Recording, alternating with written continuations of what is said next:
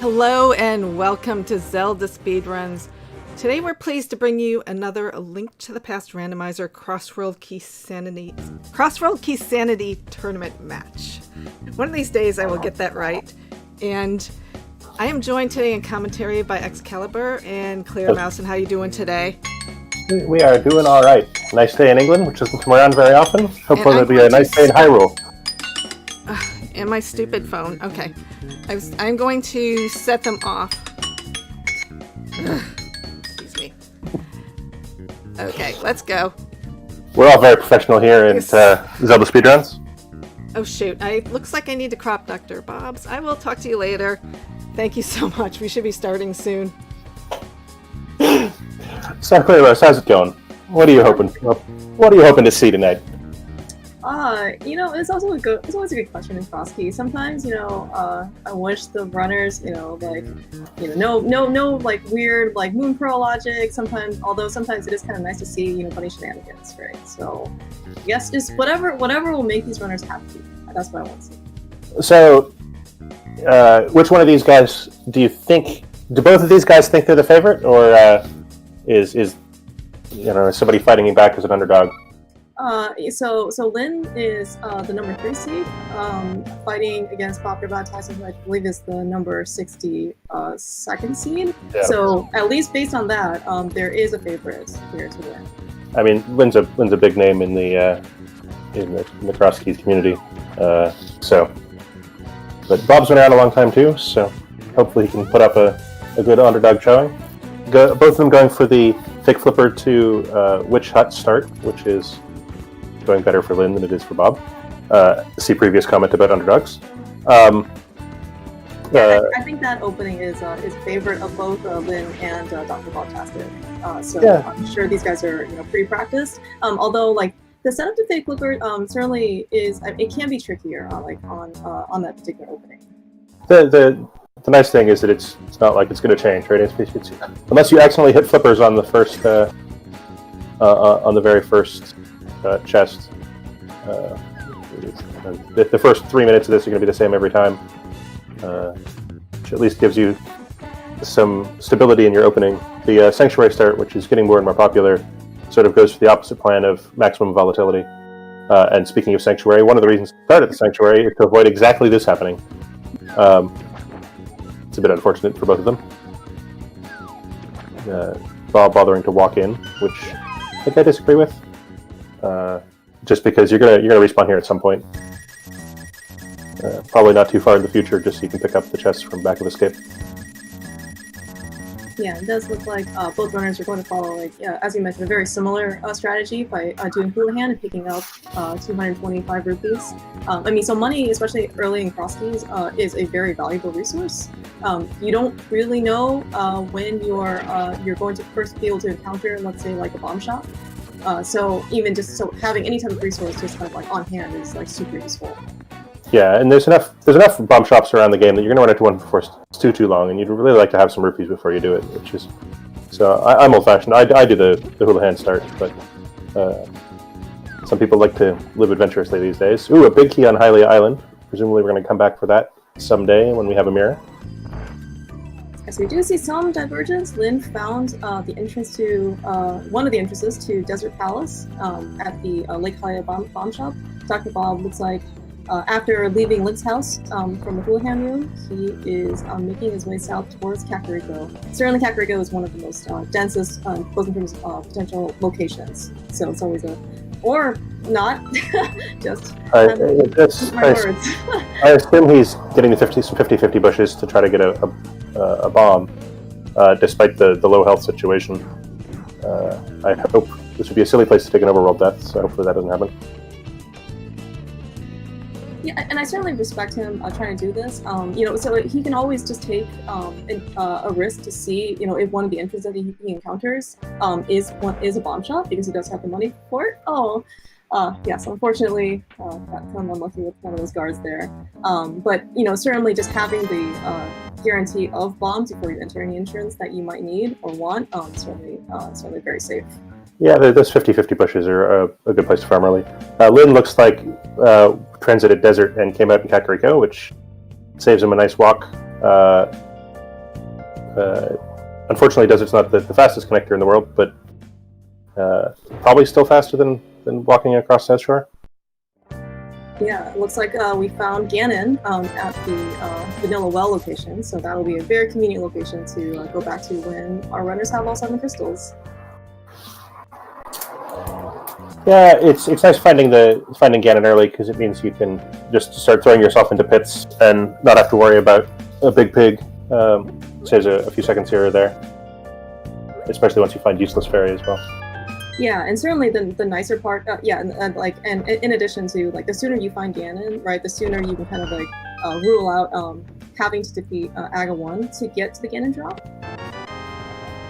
Yeah, I mean, we're gonna go check the lumberjacks sooner or later. There's almost always, what is it, 5 and 6? You're gonna have something. Something's gonna be back there.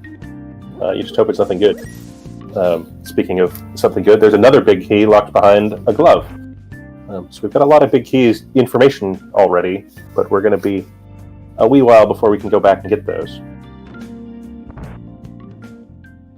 You always hope that the big keys that you find are the more useful ones. Let's say, so like Mire would be a useful key because it locks the boss to the dungeon.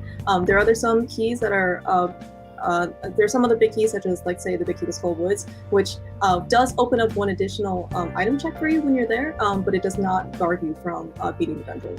Or, sorry, cleaning the dungeon. And I would expect, actually, both of those big keys to get put off just a little bit, because they're a touch out of the way, and you always hope that you don't have to go back for them. You find all the useful ones ahead of time, but I think we're going to be seeing both of those locations again. I believe we've just witnessed the lumber well. Yes. So, assuming the runners do decide to beat Aga 1 and find boots, they will have an additional 5 items. It's a little unfortunate. You never really want to see a high density check like that behind Aga 1, but that's... Yeah, in a lot of ways, I think I would much rather find Ganon there, because then at least you have to do the thing, rather than 5 items worth of uncertainty. Lynn finding the Moon Pearl in Graveyard Ledge while we're busy yakking about the well, which gets him both a bunch of items, and means that as soon as we find a Crossworld connector, he can start doing things in the Dark World without having to worry about bunny shenanigans. But I wanted to see bunny shenanigans, or rather, I guess it's the barrel on girl shenanigans in Lynn's case. And Bob does the opposite in that he finds the other piece of the Dark World efficiency puzzle in the mirror in Super Bunny Cave. So there's still hope for your bunny shenanigans if Bob gets a little bit too excited about following a connector. Yeah, certainly in Cross Keys, some of the most desirable items, outside of the boots, of course, it's always going to be a fan favorite, is the mirror, which lets you traverse Light and Dark World easily. And this is especially important because your access to Dark World and Light World potentially it can be only through connectors instead of the traditional Dark World access. And then the other one is the mirror. So is that when you do end up in the Dark World, you don't have to, you're not as vulnerable, you can do a lot more things, and plus you have access to a lot more things that a bunny doesn't have. Yeah, though these days the bunny seems to be able to do more and more things as time goes on.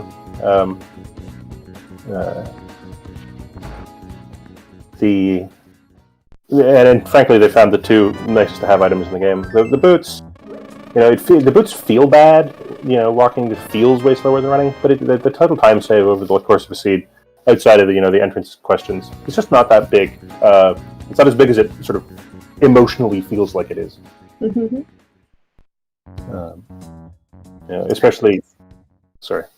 No, I was just going to say, we saw DoctorBobtastic finding Agina's cave using his last bomb to open a chest that has 20 rupees inside. And making the decision to walk all the way back out, which always feels a bit unfortunate. But yeah, so at this point, I think Dr. Bob, he does not have any resources, but assuming he makes his way back to CAC and kind of does the same check that Lynn does, he will also find the Graveyard Ledge content room, so he'll be able to refill bombs there too. Yeah, in a lot of ways, that's one of the best rooms to find early in Cross Keys, just because it's a very efficient restock and an item. Lynn found a dark room and as is usually the case when people don't immediately leave a dark room, it was the old man rescue. The old man himself not very useful, but or old man's item not very useful, but having that extra 7 quit point is always handy. And now another super entrance dense location for him to search. And Bob taking what I think is another unfortunate overworld death. Oh no, Laser Bridge. Yeah, he found Laser Bridge, yes, at the Kakariko Fortune Teller. So I believe in the current logic for entrance is that you do not have to have, you have to still have either, let's say, like invisibility item or like the mirror shield. That's different than I think V31 logic, which, or at least advanced logic, where you are not required to do so. I believe the rationale is that you'll have situations like this when you stumble upon Laser Bridge with 3 hearts, and it can be quite painful to open up those chests if they have to be in logic. Yeah, I was on a race with on comms on a race a couple of days ago with Amazing Emperor, who's the lead dev on entrance rando in a lot of ways, and he thinks that being divergent a little bit from the logic of the main rando is worth it in entrance, just to be a little bit more humane. Yeah, and I think one additional kind of like quality of life, humaneness, as you put it, is that you do not have to walk through Spiral Cave as a bunny, especially on 3 hearts, because you only have 3 hearts and there are 3 mini Moldums there just waiting to greet you. So that can be also quite painful in logic. Yeah, it's you know, there's an argument that the logic to be strict. If something's possible, it's possible. But you know, just like the argument about what's a major glitch, what's a minor glitch, I think there's a reasonable argument for being nice to the runners sometimes. Yeah, so we did see actually, Lynn found the ice rod atop Spectacle Cave, Spectacle Rock. So he does not have the mirror in this case, so we won't really pick it up immediately. But of course, as I say, he does find a very important bow. That's one of those nice to haves.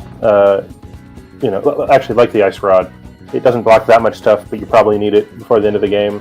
And actually, it's quite a good weapon, which solves his otherwise unable to kill things problems. Yeah, and this one, and an early bow could also kind of indicate like where, like how far into either connectors or dungeons that players are going to go. I definitely know that Eastern Palace people are pretty opinionated about. Some people will go into Eastern without having any equipment. Some people will also refuse to go into Eastern unless they have at least one of the big key or the bow. Yeah, it's a long walk in there, and I think there was a race earlier this week that was basically decided on one of the races just utterly refusing to go into Eastern until it was too late. So pros and cons. There's so many of the decisions in randomizer racing. Is it worth leaving behind some set of items for some period of time, and occasionally you just get burnt. Nice. Lots of high downside choices to make. Well, that's part of why we watch, right? We watch for the potential excitement. And the anguish. As long as it's not people mistracking things, that's the worst. There's nothing worse than watching some poor runner scratch their head and in shame.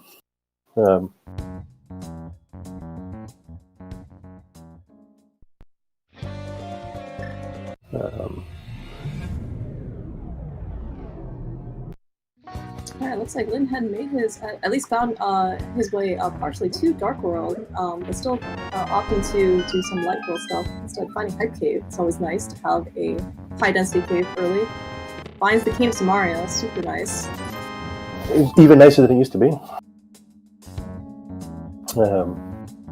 Speaking of quality of life items, that one's moved up the list due to recent exciting glitches, which have been going back to what counts as a major as possible. Are totally legal these days. So. Yeah, since I think ever since the discovery, at least of Icebreaker, at least in even in non-entrance seeds, runners I think just refuse to go into Ice Palace without the King of Samaria unless they are just kind of like shoehorned or forced in. I mean, it's just such a big time save. And frankly, I think is easier than the Ice Palace bomb jump.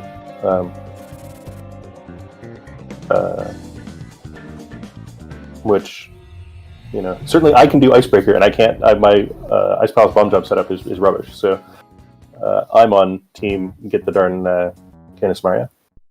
I find it interesting that Lynn found Paradox, came right back out. I assume he's going to check this entrance before dropping into Paradox Cave to avoid leaving it behind. And as we mentioned, with both the Moon Pearl and Mirror in hand, Lynn is now doing very efficient Light World, Dark World checks, having found a connector to Dark Worlds. So nice. Pick up, yeah, he picked a small key to Beast Town. That was always it. Yeah, so out of all the small keys, like that is probably one of the ones that you always want to see sooner rather than later.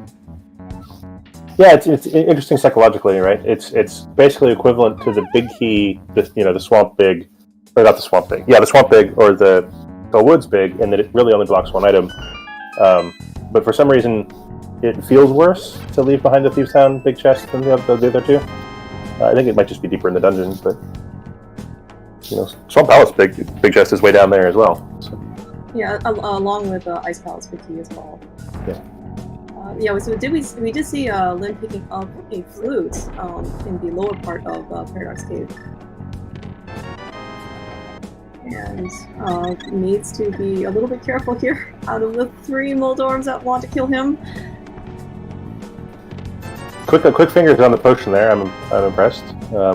Trying to kill Moldorms with the bow is just awful. We do see, oh my gosh, Lynn. I was gonna say, so we do see Lynn employing a entrance-specific feature of the randomizer, in that you are allowed to do something called quick swap. So instead of having to open the menu and switch items every time, you can press the L and R buttons, and it'll actually scroll through the items for you, so you don't actually pull in extra menus. I think it's just like a quality of life improvement because it's entrance. And it's, in this case, Crossworld. It's Keysanity, so then the amount of menu time you have to spend is going to be quite high compared to other modes. It's actually one of the things that I think really sets the experienced cross keys runners apart from the sort of people that are generically good rando runners but don't play as much cross keys, is just how efficiently the people with lots of practice can quick swap to the item that they want. And in particular, there's a bunch of tricks that become possible if you're good at it that save time only because quick swap exists. Switching back and forth quickly between items in GT is one of the examples I can think of. And Lynn, after having made you super nervous in Paradox Cave a minute ago, has a nice cup of tea and no longer has to fear cabbage. I guess. Yeah, and the fact that Lynn had picked up a extra, I think, car container in Paradox Cave that gave him exactly the amount of health he needed, so he could bomb jump over. No. But is, with Mirror in hand, going to check this last exit. Can always mirror delete the block on the way back in, if necessary. And realizes that he hasn't checked Sanctuary yet, so... So we do see on Dr. Bob's side finding the Meyer Shed. It's always nice to kind of see this free 2 items. Gets a very important Castle Tower key. It's usually Castle Tower keys can be considered sometimes like another, like a smaller version of an ice rod. With the well behind I get him today. I don't know if you want to see those keys or don't want to see those keys, right? Yeah. No, you're absolutely correct. So I think I want to see. Dr. Bob finds the flippers in the race game. I think Lynn saw this on his side, but he was not able to make his way through. So that'll be a nice pickup. But yeah, actually, just to finish your point about the Castle Tower keys.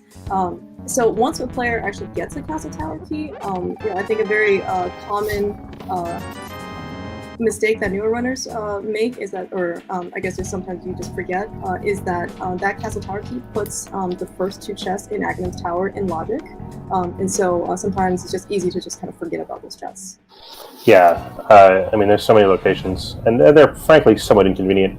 And given the well behind the second castle tower small key at the moment, I would kind of expect them to put off that 2 chest play if they can until the second key is in hand, just to avoid having to walk through Aga Tower twice.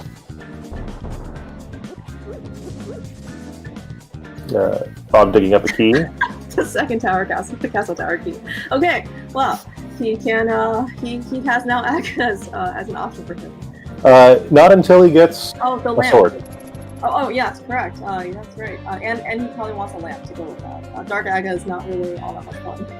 Yeah, I agree, and of course that it's logically required. But you actually just stone cold need a sword, which is one saving grace if he does find Aga Tower at the moment. And in fact, Aga Tower would be real fun right now for Dr. Bob with 7 bombs as his sum total of ways to kill things.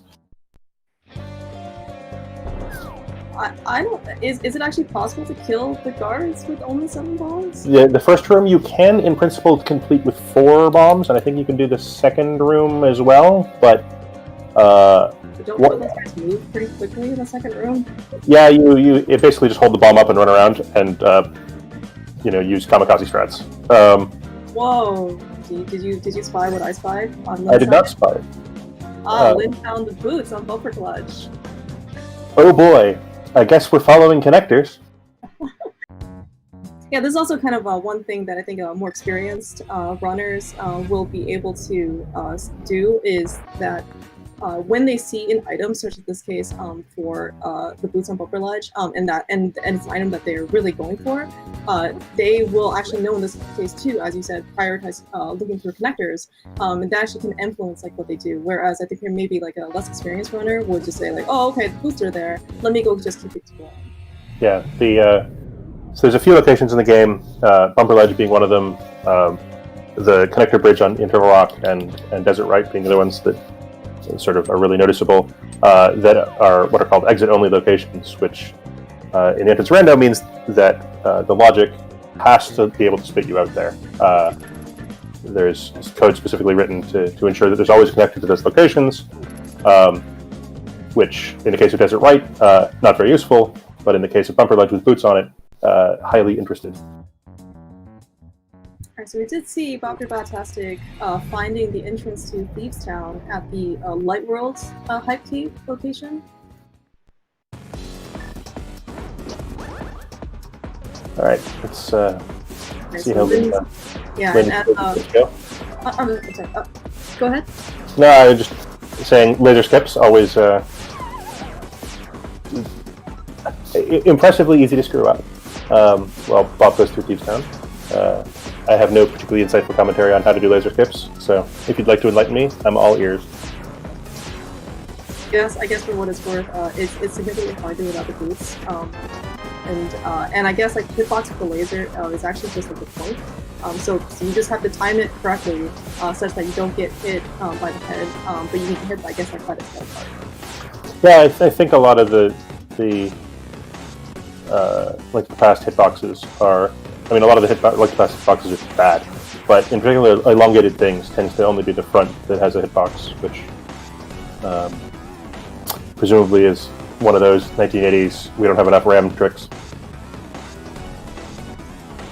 Yeah, so I think we did see Lynn picking up all 4 items off the laser bridge, doing it relatively quickly. And I think those were. I don't think there was anything of importance. There was Ice Palace Big, which nice to have. That's definitely a big key that it's you definitely want to find sooner rather than later. Yeah, it's just a weight off your mind when someday you go in there. It does mean that having found at least one of the useless big keys makes that Hylia Island key and the one in Sanctuary slightly higher priorities. Right?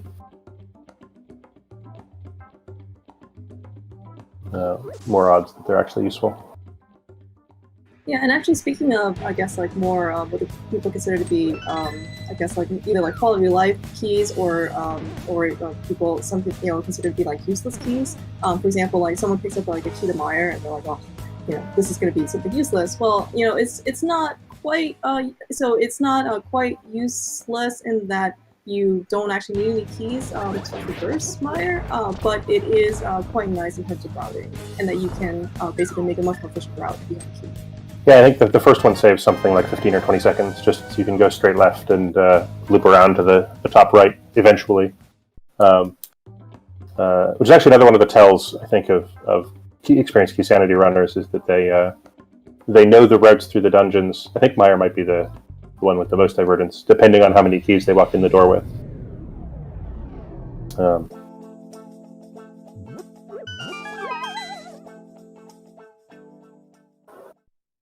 Lynn showing that he knows at least one spot in Skull Woods to mirror across the Lost Woods, which doesn't come up all that often. But GT big. Yeah, we find the GT big key that we witnessed on Lake Highlight Island very, very early in the game. So that is always a very nice key to find. I think. Yeah. Right? So it opens up a lot of item locations. Yeah. So one of the big questions is: would you rather have found it and have more options, and therefore more wrong options, or just not have it? Bob taking a death and looking pretty unhappy about it.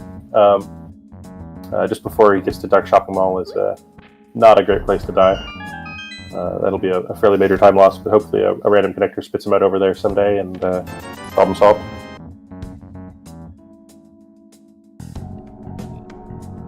Yeah, as painful as overworld deaths are in non-entrance, it's arguable that overworld deaths in entrance could be more punishing. I guess it kind of depends on like where your connectors are. But yeah, certainly, at least in non-entrance, if you die in the overworld, you at least have very static and known locations you can start out at, and maybe you can change your route on the fly, right? But at least for entrance, you are routing everything basically ad hoc. Right, and sometimes like the where you are could actually just be like 3 hops away from where you really wanted to be, and you could have like that death can definitely be nothing. Yeah, I mean that one in particular, those 3 entrances on Dark World Shopping Mall, I assume are just going to get not going to get checked until such time as he's in the area for some other purpose or happens to get spit out over there, which. Hopefully, for Bob's sake, there's nothing important.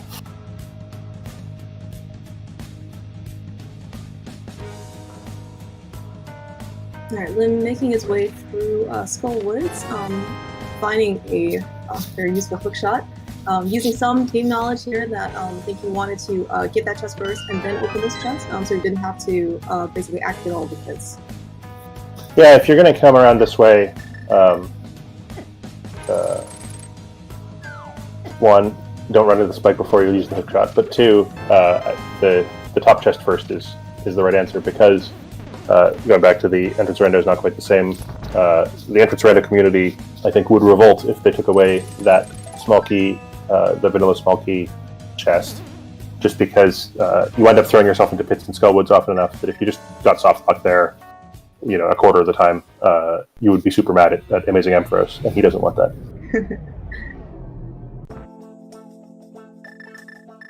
So we did see Bob, I think, taking one of the desert connectors and spitting him out where the top of Hyrule Castle is. Looks like he found the 50 rupee money farm, which is typically near Ice Rock Cave. So it looks like he made his way over 500, so presumably he will at some point go towards Zora and be able to pay him off. Dr. Bob forgetting how to get off the top of the castle, I think. Nope. Alright. Why are you going that way, Bob? Go throw yourself in the secret passage. You found Ganon already. I'm not sure what that was about.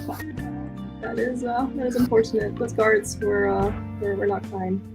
Yeah, but not only were those guards not kind, I think that they were guarding the direction that Dr. Bob didn't want to go. So, I think they're just heading straight. He's seen the Ganon drop. I'm pretty sure.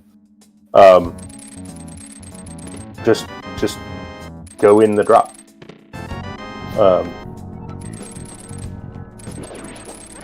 We see on Lin's side from Hookshot Cave, he found a fire rod and his first sword, so this will certainly be very nice. He will have a permanent weapon now to be able to kill whatever he wants. Oh, and the powder is a very nice safety. Oh, powder's both a safety and that one fetch quest. Yes, you are correct in that Lin, I think, did find Magic Bat earlier in one of the drop downs, so you can definitely go check that out.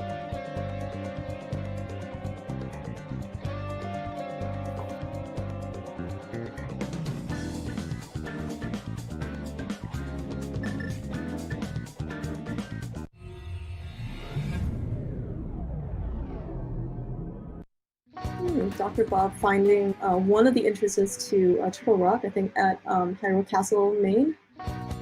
Looking to, I guess, like try and do a bomb jump to get himself over this pit here. Basically going to the right, or the left. The left. I've never actually seen anybody try that bomb jump, and Dr. Bob thinks better of it. It's pretty common. You can getting to the left there is completely free if you have the boots. You can just bonk against the bottom wall up against the left-hand side and just walk out the left door. It's one of those entrance tricks that is completely useless in the vanilla game.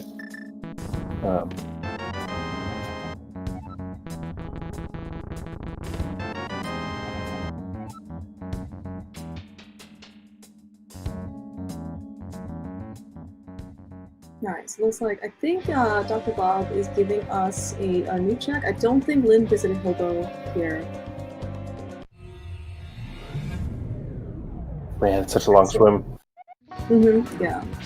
And I think, so Lin does have the mirror. So I was going to say, so after he picks up the flippers here, because I think Lin already found a connector to that area of the Dark World, like right here by the bridge, what he can do is, another option he has instead of swimming all the way there, he can go to the Dark World, mirror, and then go to Hobo and then immediately like mirror out, and then he can float out to like wherever he wants to go. Yeah, it's yet another quality of life thing from having the mirror. Bob swimming back out of the Hobo, presumably going and checking Zora area with all that money he farmed up from the rupee farm. Making a quick detour to Waterfall Ferry. Oh, finding Blind's hut. This is where you should put your thieves' hide-in. That's a much better hiding spot than the middle of town. Yeah, you have a free moat. Well, and nobody in freaking Hyrule can swim without flippers, so. So we did see pick up a red boomerang. We're gonna set aside the debate between which is actually the better boomerang, the blue and the red one. However, given that he did pick up a boomerang in general, one of the, I would say, like more underrated qualities about picking up the boomerang is that it makes menuing a lot more convenient. Now, given that these guys can quick swap, it may not make as much of a difference, but as your Y items become more plentiful, this will definitely make a difference. So, I think that I'm on the side of I like quick swap, and having to push the button one more time every time you go past the darn boomerang, I would just rather not have it in this situation. Because once you're getting up to 8 or 9 clicks to get to the item you want, it's a lot easier to goof it up.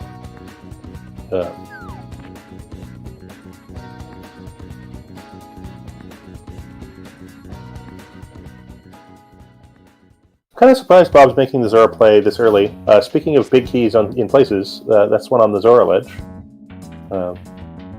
It's the third big key in plain sight in this seed. Slightly unusual. And Lin finding the Turtle Rock escape cave in the inconvenient direction.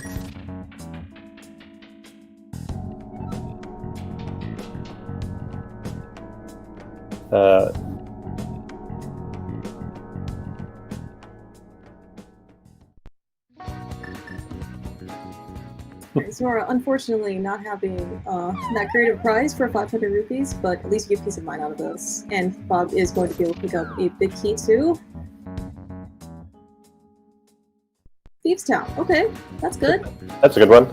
Lynn, following that connector, got spat out at the back of Desert, which is a good connector to know about because the left-hand side of Desert Ledge there is an area that's otherwise unreachable only with the mitts and the mirror, which is pretty deep in the logic in entrance rando. Unfortunately, it doesn't have a glove, and so can't check the ledge or the other entrance. So hopefully, writes down that connector, and we'll be back someday. Someday, hopefully within today. Well, today only goes for 15 more minutes, don't you know? So Time zones. How do they work?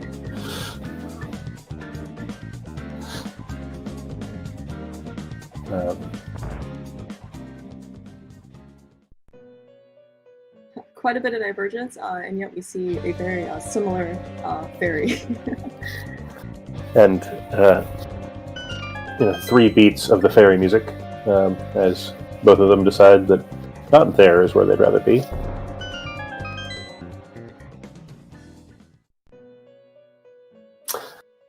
Bob finding the castle and making the decision to go straight to the bottom, which I think is correct, though.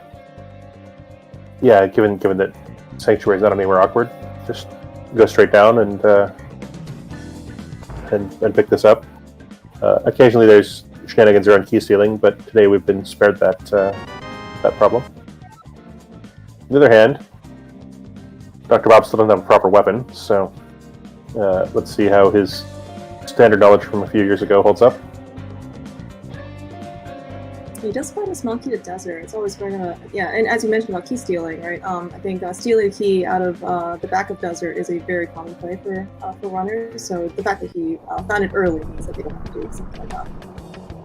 Yeah, one less thing to do. Speaking of dungeons, we're 35 minutes in and we've seen 3 dungeons. I feel like that's a bit below par. Often there's a few just hanging out in Kakariko. So that just means more connector fun. Hooray! We see Lynn picking up a mushroom from the contents of K45, which has been relocated to Death Mountain. So typically, at least in entrance, I think what players don't tend to save the mushroom because you don't really know when you're going to come to the potion shop. So it's just kind of like nicer to be able to turn in the mushroom, and then when you do find the potion shop, you'll be able to put the item there. Well, and Lynn already has the powder in hand, so. Yes, you are absolutely correct. So in a lot, doesn't have to worry about any shenanigans. And given the flute already activated, goes and visits the nice old lady. And I believe the potion shop also turned up in our quest.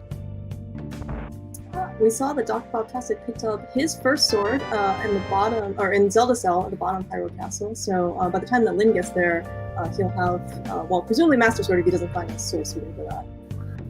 And speaking of mushroom turn-ins immediately, today the witch was brewing up a hammer, which is not how I understood that to work, but is a really good item find. Opens up a lot of stuff, and also does a lot of damage, even if it has a wonky hitbox.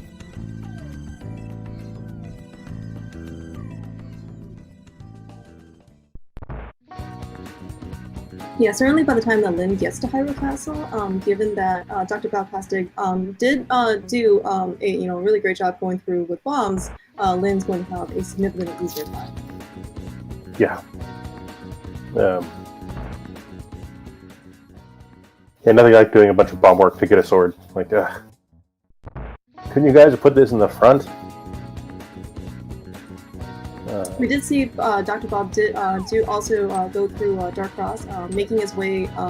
He did have a sword, but certainly he did not have a mirror in order to get the heart piece out of Dark Cross. So still kudos. And Lynn showing the easier way to get off the top of the castle without getting owned by some cards is if you walk to the left, there's a drop down to the courtyard, rather than the drop on the right-hand side to the front of the castle. It's certainly probably just another testament to the experience that Lynn has. I mean, so like you're not often dropping down from the top of Hyrule Castle, probably to the bottom. So it probably just takes more experience. Yeah, it turns out that one of the things that Entrance Rando does is teach you about all the stupid things on the map that are completely useless until you rearrange the insides of everything. And even in Crossworld, because that just doesn't come up very often. Right? Usually the top of the castle is the place you're trying to get to, not the place you're trying to get out of.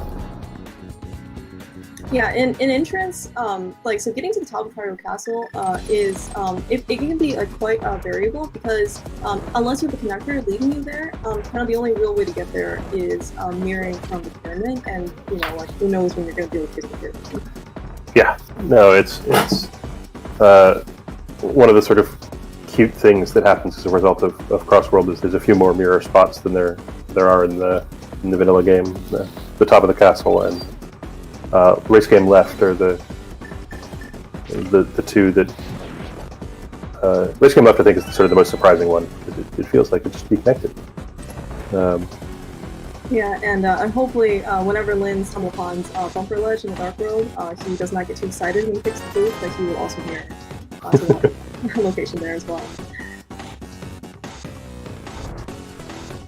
And going back to the discussion about preferentially following connectors now that he knows that there's something good behind one of them, that decision to drop down into the courtyard and follow Desert to the middle I think reinforces the discussion of connector value now that there's a known item behind one. A known item that everybody wants.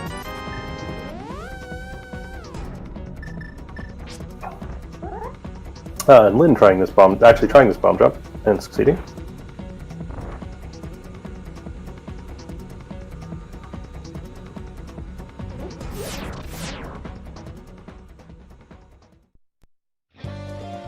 Bob finally finding Paradox with the flute. Yeah, picks up his flute, so he'll now have some pretty good mobility options now too.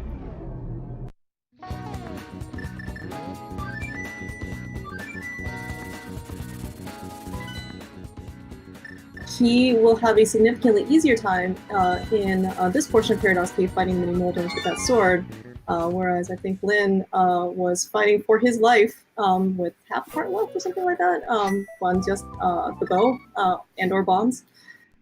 Yeah, it turns out that items with a long wind-up time, weapons with a long wind-up time, are not very good against Molders.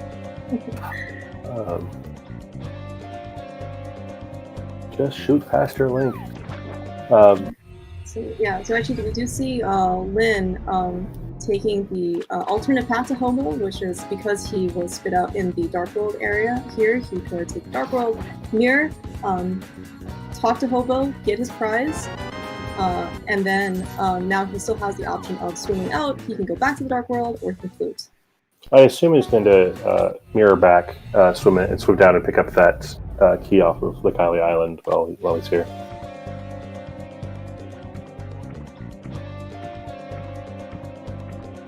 Something to tick off the checklist while you're more or less in the area. Yeah, and I think maybe the other option for him was potentially to go back to visit the pyramid. But given that he already had visited a lot of the entrances at the top of Aga Tower, going back to the pyramid I think would just be one item. Yeah, and we're a long way from getting into the inside of the Fat Fairy Cave. That might be the next thing that would draw him in that direction. Lynn briefly being excited about finding Blind's Hut, only to be disappointed, I believe. Maybe he'll be excited seeing this red moonlight. I don't think so.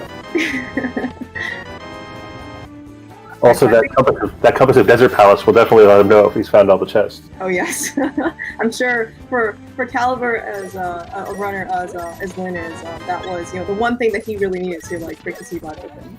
So, I've for those that aren't aware, there's recently been what's called Door Rando published, where they scramble not just the the entrances, but also the interiors of the dungeons, and you can make cross-dungeon door rando now. And in cross-dungeon door rando, let me tell you, the compass is the best item in the game. Because knowing when you're done is super useful. And it greatly amuses me that they finally managed to make it a thing you actually want. Dorando can be quite intimidating to play.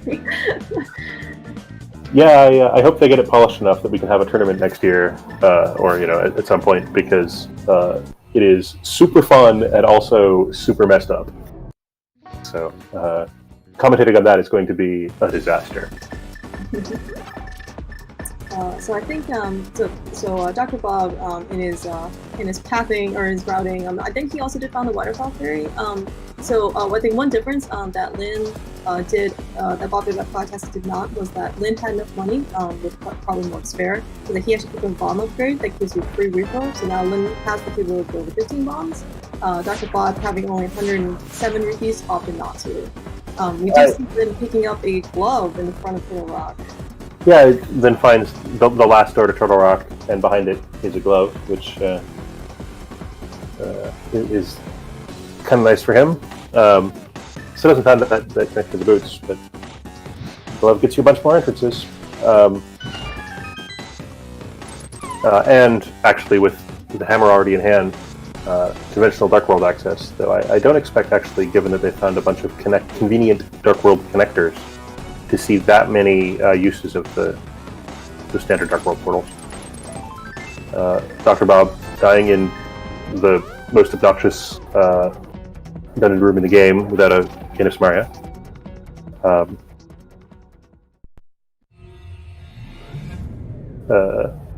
Speaking of quality of life that you get from having the cane, this room, top of my list. Never mind Icebreaker. I hate this thing. But yeah, the Gibdos do not have to be nice to you whatsoever.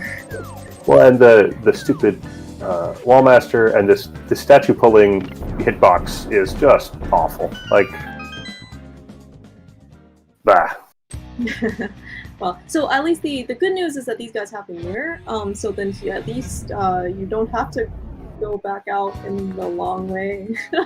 Yeah, he wants to take the exit, which is why he's doing it this way. I'm still not sure that this is faster. Yeah, I mean, right. So I think probably a very minor routing improvement is that he maybe takes that door first, exits and then tries to check the back chest. Not only do you kind of reset the locations of all the enemies, I think it makes that room a bit more predictable. Yeah, and it also means you can mirror out of the back, which yes. Putting those items to good use. I mean, if you pick them up, why not use them? Sacrilege. Nobody ever uses the medallions for anything. You have not played Randomizer, have you? No, I have. And actually, I find it interesting that I think that one of the things that I notice is the really good players, especially in Randomizer, when they find rooms, sometimes they're like, no, fuck chasing all these enemies around. I will use them all. Whereas I think a lot of people spend too much time running around with a sword chasing after all the enemies when an 8-second cutscene just solves your problem. That is definitely something that I think the best way to kind of learn those lessons is just through experience. Yeah. Right, so we did see Lin found his way into Swamp. Found, I believe, the Skullwood's big key in the second chest of Swamp after the Swamp Q1. Looks like he can make quite a bit of headways since he does have the hook shot. Yeah, unfortunately for us, having lots of tension in this race, Lin has lots of stuff, and Bob mostly doesn't. Bob has checked a couple places that haven't paid off, but doesn't have the cane, doesn't have a fire source, doesn't have the bow, doesn't have the glove, doesn't have the hammer. That's a lot of stuff to find. While Lin already has all those things. Which is sad to see, but the state of things. Yeah, so we see Lin doing one of the relatively newly discovered tags, Diver Down. Looks like he's choosing to use Bomb Straps as the King Mario. But basically what, okay, yes, alright, so he succeeded in that what he's doing is once you, I guess, like, bomb jumping where you kind of let yourself down, you're now kind of allowed to like walk on water. So then like the layers, I guess, of like where the like water is no longer relevant to you. So you can just kind of walk right across. Yeah, as I understand it, the ladder is actually the thing that has the sort of check for the dungeon water, which is why if you manage to click the railing, you can the water just in there. Again, exploiting the fact that there was no memory in computers in 1980 in the 1980s. It was a very limited commodity. Certainly with the kind of like, oh wow, the left side swamp paying off when finding the silver, this will be extremely useful since these guys have not fought any dungeon bosses. And so if they need to fight Armos, they need to fight Vitrius, this will be a cakewalk for them. And I don't know if you're aware of this, but Armos is in Lin's near future, so heck, he might be using those things any second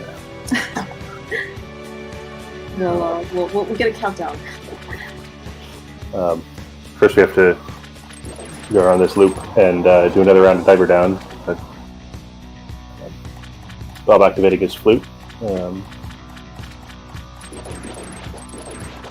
Which I think in a lot of ways is less useful in cross keys than it is in a lot of modes, just because there's more ways to get across the map quickly if you can remember which connector goes where. But I mean, it's still an extremely nice thing to have.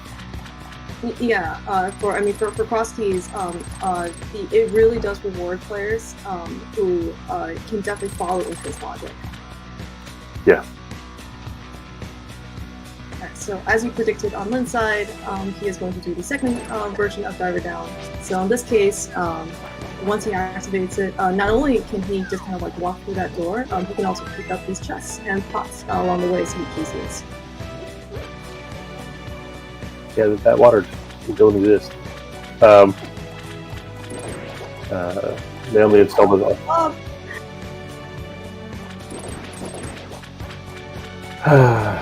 Well, he'll get some of his health back, and I think he came from the south, so yeah. So this definitely won't be too painful.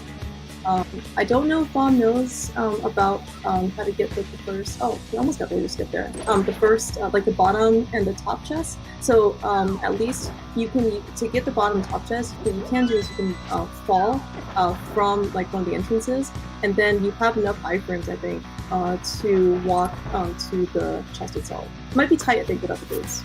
But no, it's totally doable. I do it all the time because I am bad at laser skips. Suicide strats for just throwing yourself in a pit to solve all your problems work much better in video games. Yeah, so we do see Lin taking on Argus. He only does have Fighter Sword. Yes, he's probably. I mean, so this is a hard fight as is. What he's gonna try and do is he can grapple two of these pops at the same time and then do a sword spin. I mean, this is already pretty punishing, both on like the hands of the controller and just missions. But if you're better at this, I believe it is still faster than menuing to hammer, or menuing to hookshot, grabbing, menuing to hammer, and then killing.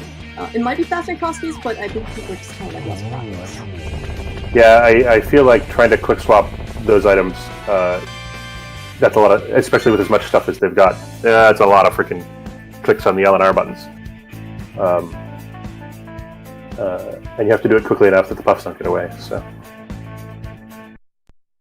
Alright, so at, what is this, 52 minutes, almost 53 minutes, Lin picks up, I believe, his first crystal. Yep, that's the first dungeon boss of any description beaten.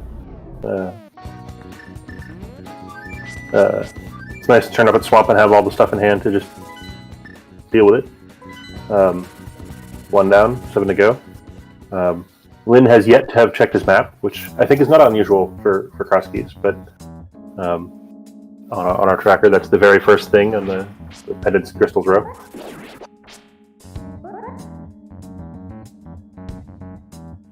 Right, so we do see, Bob in Hera pulling off the bomb strap version of Hera Pot because he does not have the boots in this case, but he does it. I think it was actually first try with some with some adjustments, which is certainly very nice.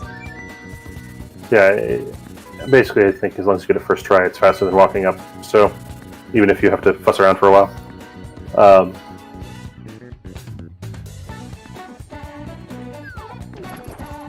Now, of course, because Bob does not have the big key to Hera, that means he can't get what's inside the big chest, but he can certainly defeat Moldorm and pick up its prize and see whether this was a crystal or pendant.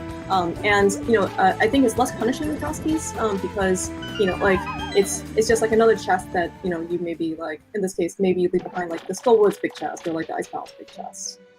And you don't come back for it. Yeah, even coming back for the big chest with the big key is still faster than coming back for the basement chest with the little key. So, on the other hand, having only the plastic sword, we get to have Rage Moldorm. So when Lin comes in beats Moldorm, he will have the hammer, which if done properly, he will not be enraged. Oh, find the map for the exam. Okay. And Bob picks up his first crystal. It's really nice. And I just want to mention that on Lin's side, he did visit the the contents of the lumberjack drop. He found the big Peter pod. So whenever he stumbles across, or goes back to pod in this case, then he will be able to clear that dungeon, assuming he can do dark rooms, which I fully assume that he can. Well, he just did minus whatever number of keys he needs. How many keys do they have? 3? 2. Pod 3. Yeah, so I mean that's enough to at least make a lot of headway. I guess it will depend on what Lin wants to do. Yeah, and there's always the judgment call about do you go through the right-hand side a bunch of times, or you just use it on another key to open the darn front door. And there's the Titan's Bits. Not usually a particularly exciting item in cross keys. But we haven't found a connector into the Mire area yet, and with the flute in hand, that opens up a few more entrances. And it also does open up the entrance to the traditional entrance to Dark World Ice Palace on the island. Yeah, there's a couple of places, but the mitts are actually required in surprisingly few entrance rando seeds.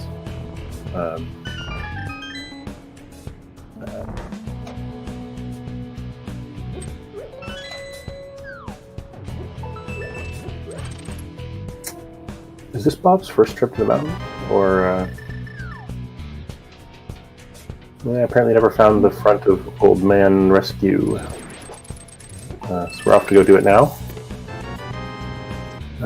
Lin finds his Master Sword in Ice Palace. So I guess if he ever goes back to Hyrule Castle, or goes and finds and does Hyrule Castle, then it will be tempting for him.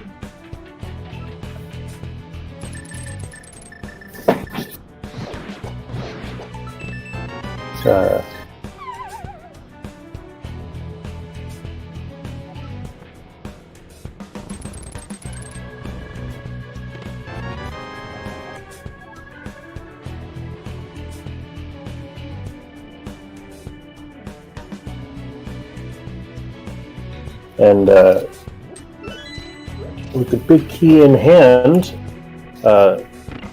Lin opting not to hit the crystal switch at the top of Ice Palace, knowing that he can just walk downstairs, which I think is the best possible Ice Palace routing, actually, nowadays. With both the big key and the Canis Maria, you can actually just walk down the stairs, which is strange and wonderful compared to years and years of the old strats.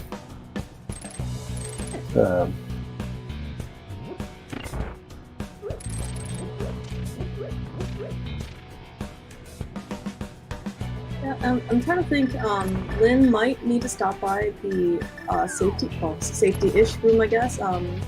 Here in Ice Palace, he may not have enough magic to break Holster Shell with what he has currently, and including the 2 magic drops right before Holster.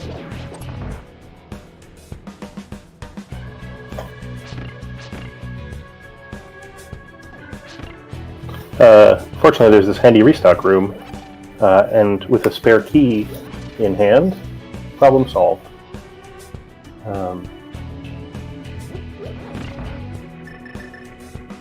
It's another thing you get by having the crystal switch in the right orientation. Yeah, certainly picking up those picking up Ice Palace small keys. People aren't too excited about, but I mean, definitely come to handy here, right?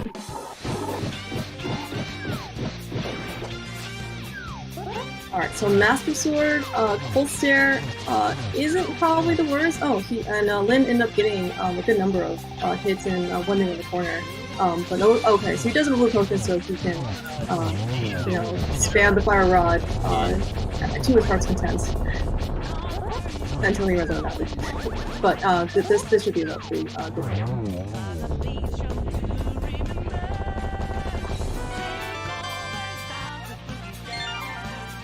So I think that's our first small key to GT. Lin picking up his second crystal. He's making like pretty good progress, honestly. 2 crystals down in under an hour. You don't usually see that in cross keys. I mean, like the typical cross key seed is you find a bunch of dungeons, you find a bunch of stuff, and an hour and a half in you have nothing, and then the next half hour you have like 5 dungeons. Yeah, it's sort of very distinct explore phases, execute phases in cross keys, where first you have to find all the puzzle pieces, and then once you've sort of figured out where all the bits are, actually assembling the jigsaw puzzle doesn't take very long.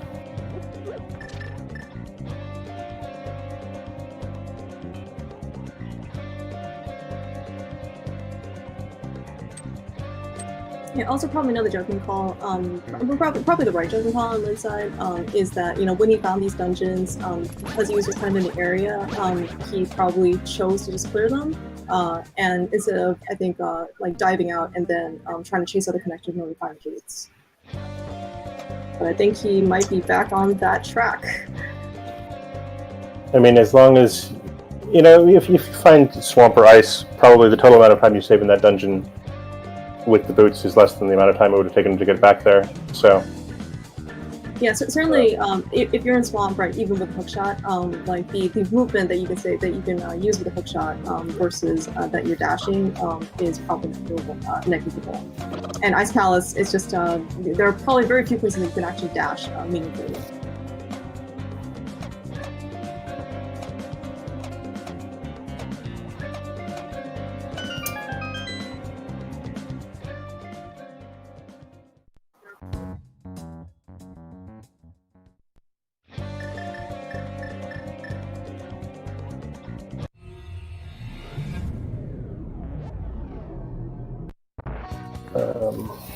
Sorry, just dealing with a couple of tech issues on my end. I apologize for the silence. And welcome people coming across the race. I hope you had a good time. This is we're about an hour in here, and unfortunately for those just turning up, Lin has a bunch of stuff, and Dr. Bob has much less stuff. That's the recap so far. Yeah, I think probably the main difference is I think one of them is just like Lin's just like pure execution routing. Lin is a very, very talented player in cross keys. He's just able to do so much, and in probably the same amount of time as compared to Dr. Bob. Probably the other main difference though is that I think Dr. Bob took probably a couple unfortunate deaths that set him back a little, and so because he wasn't able to kind of continue on the path that he was intending to, he ended up probably taking some more like divergent ones. Yeah, there was also just some getting unlucky with the items. I think that, while Lin covered more Sphere Zero locations slightly faster at the beginning, he also happened to dig up the Cane of Samaria and happened to dig up the hook shot a long time before Dr. Bob did, which, just had a snowball effect as time continued. The one sort of bit of suspense that is ongoing is that we know that the boots are on bumper ledge, and so we're seeing some fairly aggressive connector dives to try to dig up the boots. Lynn failing to drop off the big chest there, or the blue chest there. And finding Spiral Cave and opting not to do that.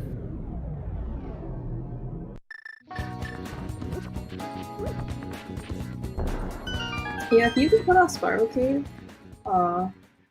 once you have the boots, it's certainly a lot nicer. Yeah, but there's this little bug sitting on in Lynn's mind that maybe the boots are behind Spiral Cave. That is true. Spiral Cave is a connector, so it could, and Lynn's I think gone through a lot of connectors already, so I mean that could be the one. Lynn even followed one of the dark caves, completely in the dark, looking for exits. So, but, yeah. Yeah, that's right. Alright, so Lynn, I guess, is opting to do Thieves Town. He has the hammer, he has the small key, I believe he also has the big key, so he can certainly full clear this dungeon to his desire. Having the boots here certainly would be nicer, but he does have a hook shot, so at least he can do some minor amount of movements. Shows he's not to in this case. I enjoy, as soon as you compliment someone on their hook strats, they can't be bothered. Oh, Lynn only doing the first 4. Interesting. Perhaps he wants the boost first. Oh, Lynn didn't find the big key? Oh, I got it. Okay. Yeah. Thank you, Tracker. Speaking of which, we have some lovely trackers tonight. Tumultuck and Adalor are pushing the buttons in the background, and they're also keeping us on the straight and narrow. So, thank you both.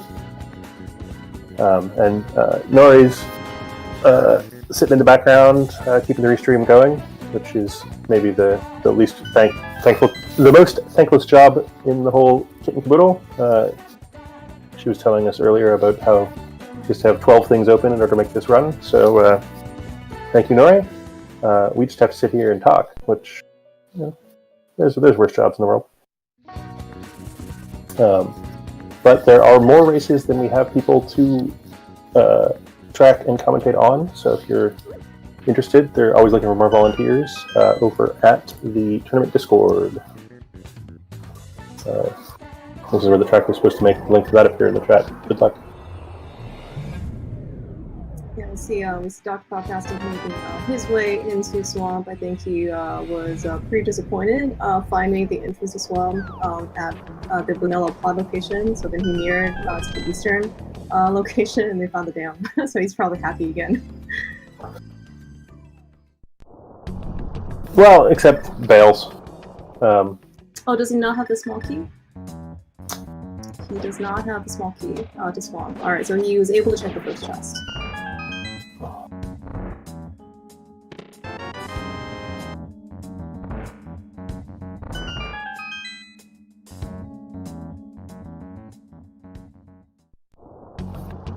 Fine Type Cave finally gets his cane. I think that's 30 minutes after Lynn.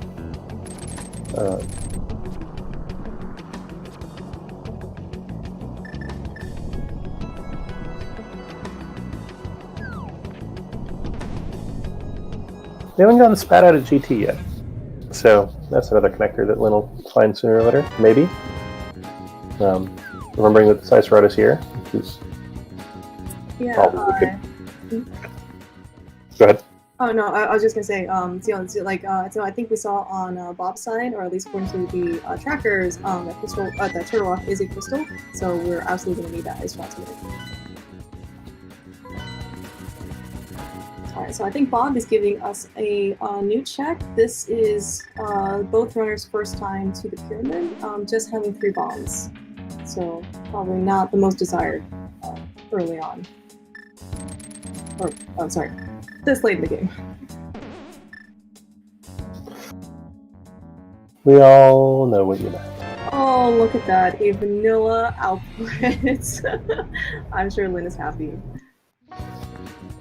Yeah, I've been looking for a while for those. And conveniently, there's a set of bonk rocks right here to go and run his face into. Or I guess run Zelda's face into. Not Zelda, Peach. Lynn finds Eastern. This is a very nice dungeon. Have a good spawn. Yep. But he doesn't have the big key, so he's not. He does not have the big key. Yes.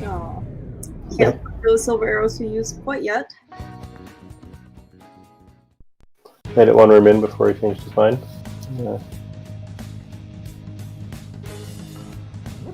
Dr. Bob finally making it back to the Dark Shopping Mall after taking a death here ages ago. Yeah, he has significantly more health this time around, so he probably feels a bit more confident. So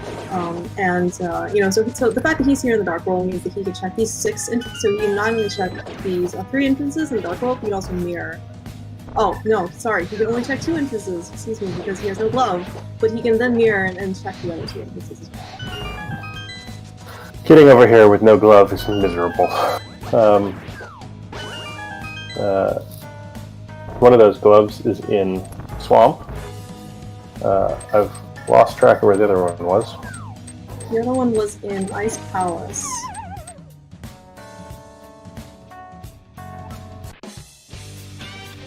That's naughty.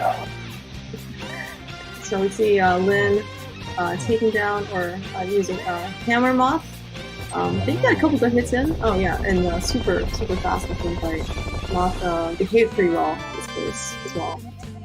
Pick us a big key to Meyer. Alright, so we do have our first, I think, pendant pickup. But given that Lynn had already defeated 2 crystals, I'm sure he's not feeling too sad about this one. Yeah, I mean, you win some, you lose some. Lynn's still refusing to make a map check, which, I think says a lot about... Oh, there we go, finally. The psychology of his approach here.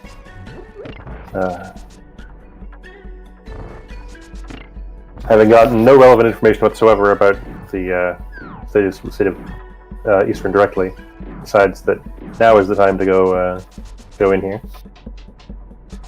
Yeah, with the boots and with the mirror, these checks probably, it certainly won't be like as painful. Yeah. To make.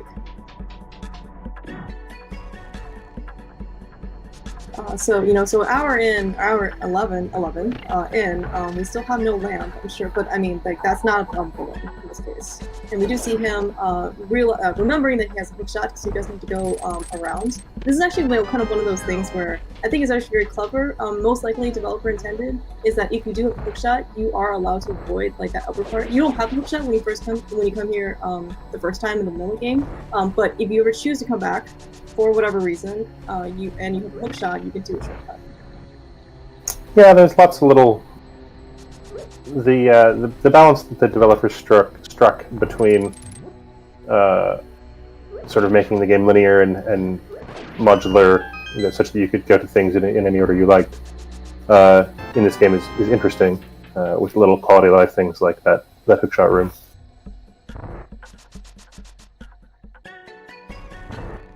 Wouldn't it be cool if we found a vanilla big key? It would be cool for Lynn. It's sort of a dick move from the seed, though. So, the world's easiest dark room.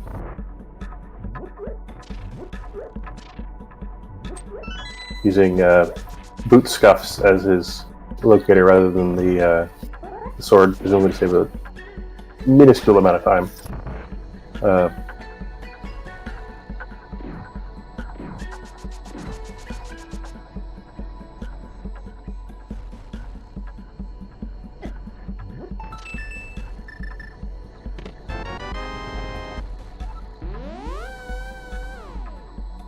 Alright, gets rewarded with the compass to Ice Palace that he's already cleared.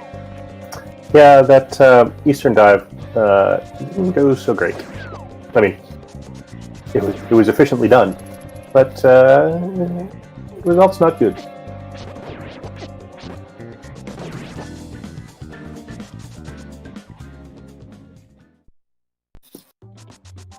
Then heading back up to Skull Woods. I assume that this is to go check the back.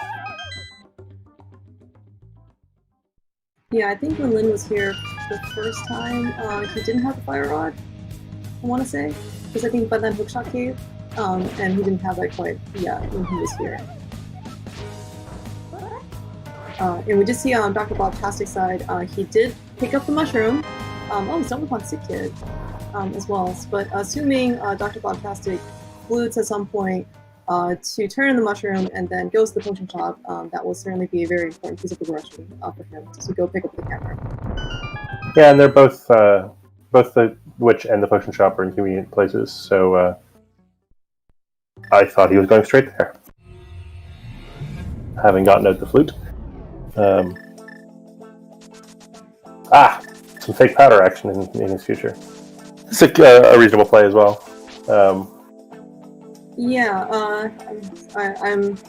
I don't think I quite remember where Lin found Hookshot Cave, but DoctorBobtastic has not been there yet. So this is, as you said, very reasonable. And we see on Lin's side, actually, coincidentally, looks like they're sticking up after an hour and 15. Is that Lin's using the real powder, and DoctorBobtastic is going to use the fake powder. Fake mushroom powder. My favorite part about this trick is that the fake powder trick works with the actual powder.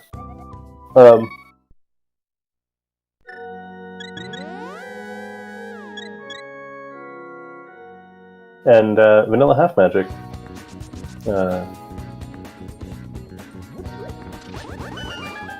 Nice to have, I guess. Half magic plus fire rod means a very fast gauntlet. Yeah. If you choose to climb. So I mean that's only one thing about cross keys, in this case, yes, it's this most particularly. I was wondering what Lin was doing. I was like, looks like he just wanted money. Is that it actually is considered to be fascinating, which means that you do not actually have to kill Aga 2, specifically in order to kill Ganon at the end. You do need 7 crystals, but because the Ganon drop is shuffled, and we had already seen that Ganon is in the vanilla wall location, once you go kill 7 crystals, or once you obtain 7 crystals, you can just go directly to Ganon. Now, it's possible that you still need to climb and maybe beat Aga 2 for the either for the entrance or for the items behind the entrance, but in order to kill Ganon and beat the game, it is not strictly required. And given that our tracker seems to indicate that the useless fairy is at the Ganon drop, I don't think we'll be seeing any Aga 2 today. The farthest we'll have to go is validation chest. Yes. Yeah. Okay. Yeah. So it seems like then, in order to, I think Lin at least found the G2 big key, so he can climb for 5 items up top. He shows the searches, and then he can clear however much he can, I guess, like out of the basement that he wants to. Yeah, it's actually a good time to think about what does Lin still need. So he's found all of the dungeons. He's found most of the good stuff except for the lamp and the book. And so it's just a key hunt at this point, basically. He needs 4 more dungeon completions. 2 of which he knows are Mire and Turtle Rock. And then the keys to the relevant keys that he doesn't yet have, which is at least the Turtle Rock key, at least the desert big key, and then maybe 1 or 2 more. Oh, and Thief's Stone. So looking at the combined information from both trackers for on Lin and DoctorBobtastic's side, it looks like our pendants are Skullwoods and Pod. So it's very likely that we'll actually need the Eastern Key here.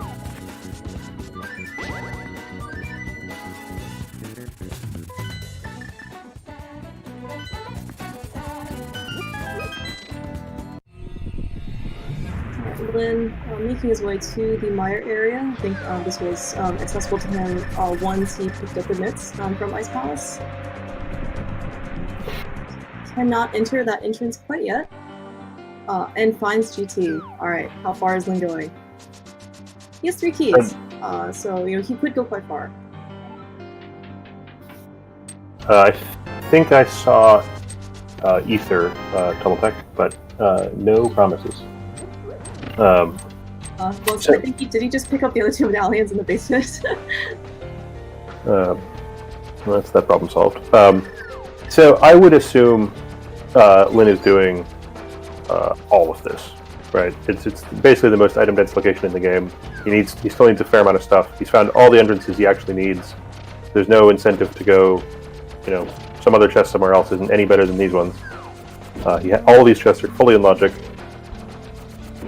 They're at least close. I would expect to see at least 22 checks in here, if not the last 5 upstairs as well.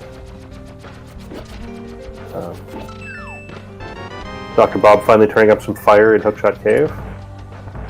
And the small key to Swamp. As I recall, Hookshot Cave is totally full of good stuff. Yeah,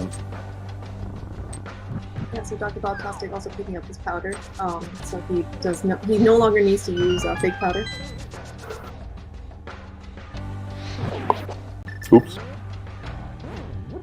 It wasn't a tremendous time loss to do fake powder before he turned into mushroom, so shouldn't be too full of regrets there.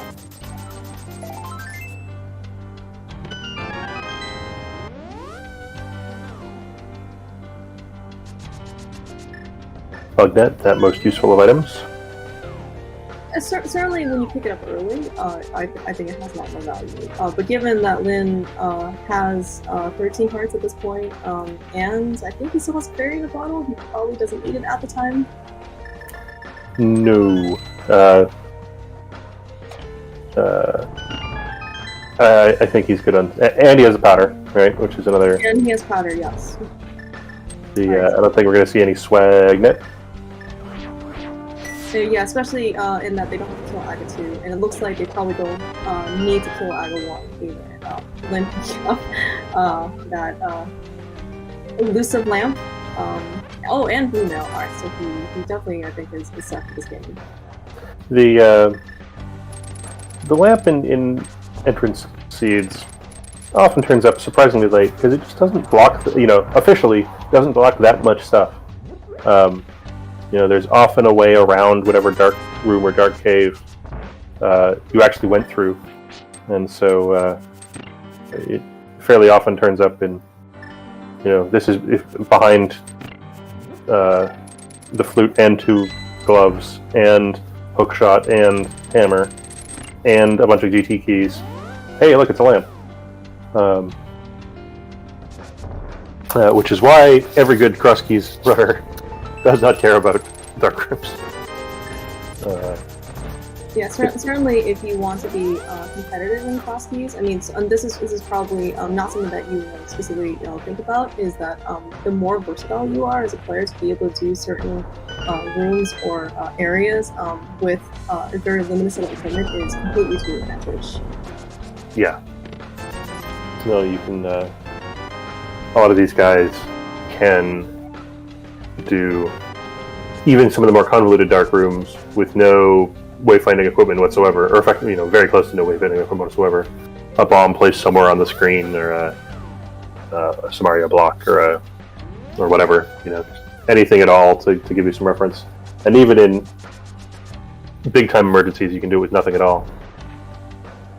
Yeah, we see on Dr. Bob's side. So he does have the Keysound big key, so he was able to make headways from dungeon. He has not picked up any gloves yet, so I think it's just a muscle memory that he tries to like everyone, right? By the time you get to Thieves Town, you already for sure have a glove. That is not always the case with entrance. Fortunately, that's it's a room you can get through even without a glove, which I'm sure has tripped up occasional people before when the glove turns up here in the cell. Lin setting up for the Silver Arrow's Armos kill, which does not take very long, even after screwing it up slightly. So the wall in this case did not survive.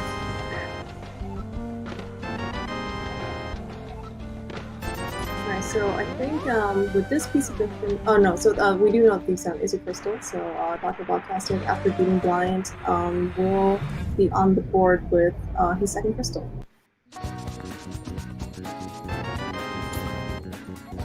Still got Candice Maria. I hope we're sure to see some swag Candice Maria strats for no particular good reason. Which of course we're not. The blind fight script is easy enough. And then finally getting to this entrance next to one he was at ages ago, and it turns out to be Sahasrara. And Pendant Eastern makes him regret that dip earlier slightly less. Finding red nail in the back. I think you'll find that's red stylish dress. Yes, and just double checking that Eastern was in fact a pendant. I guess maybe trying to talk to Slothville the second time would change that. I mean, this is very much a better to be safe than sorry situation, right? If you mark down the wrong thing as a pendant, you get to feel real dumb later. Oh, I certainly 100% agree with you. We get to very quickly see Dr. Bobtastic's exciting name art, where he wrote his name in the wrong direction. I think it just may be like alignment. I don't know. I mean, like I think if it were completely left aligned, I think I might have like figured it out faster.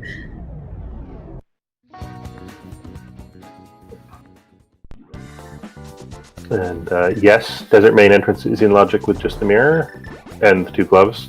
You don't have to have the book to get in here. So let's go. We have a big key in hand. We have all the stuff. Let's do this thing. Yeah, Lynn had a very nice minor too.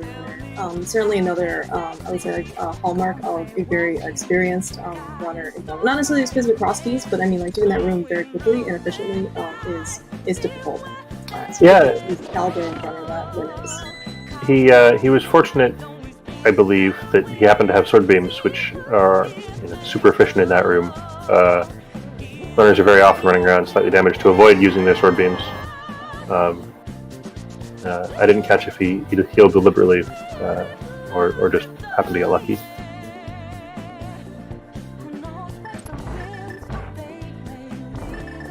Okay, so we did see on Dr. Bobtastic's side, he did find his first glove in To the Rock.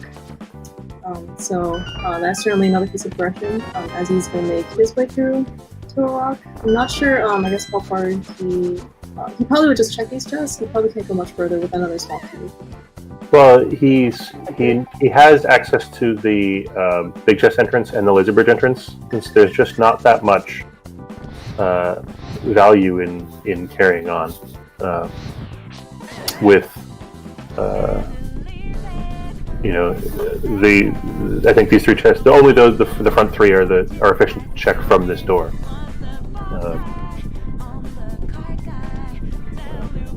Certainly saves you having to fuss around with the pokey. Lynn getting the most exciting cutscene in the game.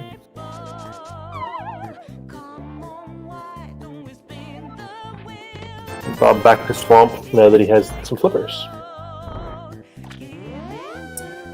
And the small key, so he can actually make some progress here. I assume he will probably also do left side swamp, given that he is still missing a good amount of things from his inventory.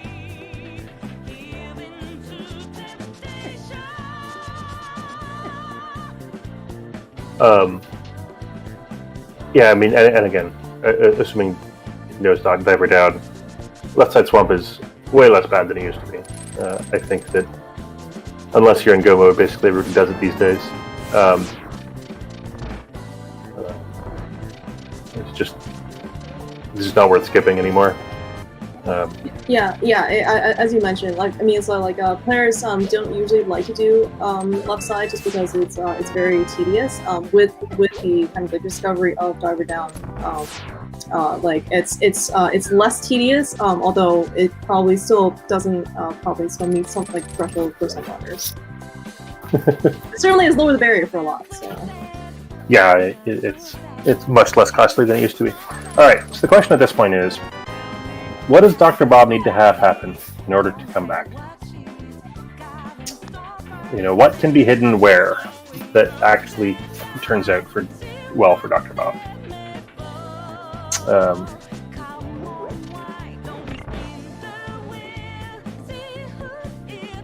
I'm thinking.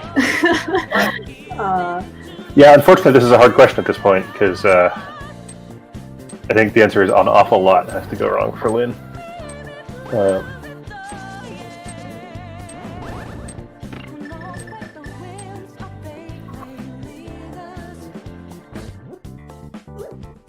And kind of one of the kind of, I would say like few like downsides of cross keys is that when players do mire, they're more often than not entering from kind of like the vanilla 6 flute location, which means that their setup for spooky is usually kind of like non-existent. So then when players do go through mire, they can't actually do spooky option unless they have like some sort of alternative setup. Yeah, there's a few setups that I have seen people use. So spooky action glitch is already spooky enough that it doesn't make a whole heck of a lot of sense in my brain. But I believe there are some setups that you can that work even in cross keys. But I don't understand them, so I cannot explain them to you. I am sorry. I think probably for this match, it may not matter that Lynn had to do mire the more traditional way. Speaking of which, taking down Vitreous with silver arrows, very, very quick. Yep.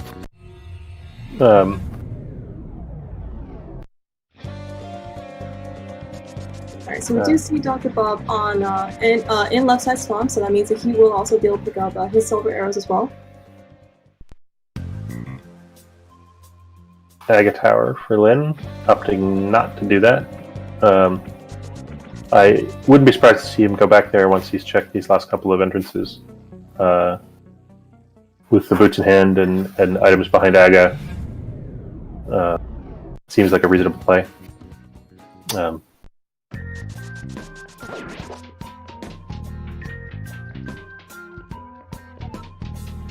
It looks like Lynn is opting to discover his heart piece in Dark Cross. Although it's not as dark for him as it was for DoctorBobtastic.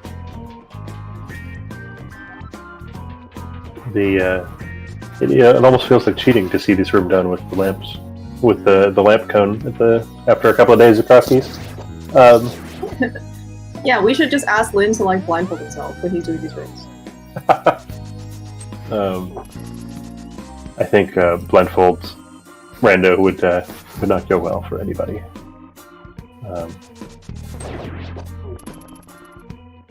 And Dr. Bob showing us the Samaria block setup for Diver Down.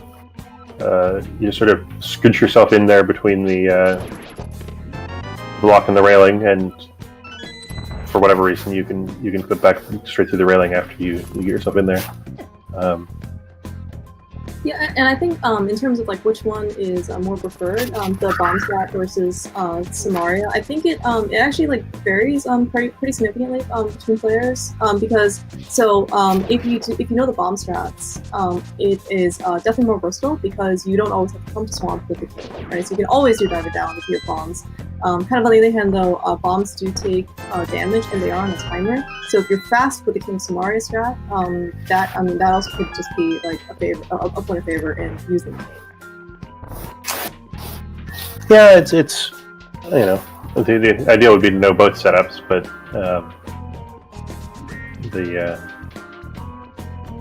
I think that of the glitches, it's not, neither one of the setups is particularly technically difficult. So it's some hocus pocus, right? It's basically a magic spell. You put the block down and you throw yourself in the water and you scoot yourself in there, and then hey presto, it all works out. But none of the individual steps is particularly challenging.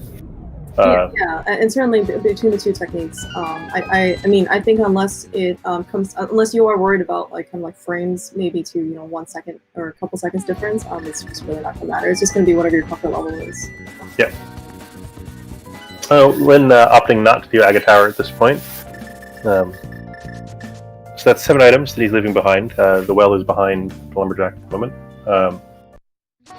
So we'll see how long he puts that off. If his key hunt goes poorly. But there's completable crystal dungeons out there, so let's go do that. Alright, so we do see DoctorBobtastic taking down Argus on his side. So I think this is his 3rd crystal. Whereas Lin was trying to use Samaria to hit the switches just the 2nd time. No worries. And he's going to take down Trinex. I'm counting how many crystals he's already gotten. I think it's 4? 3. 4? 3. 3 so far. 3 so 4 far. at the moment. So this will be 4. This will be 4 when he gets. It looks like he's going for backdoor strats with the boots and temper sword and quick swap. Should be. He does it very nicely here. And with half magic,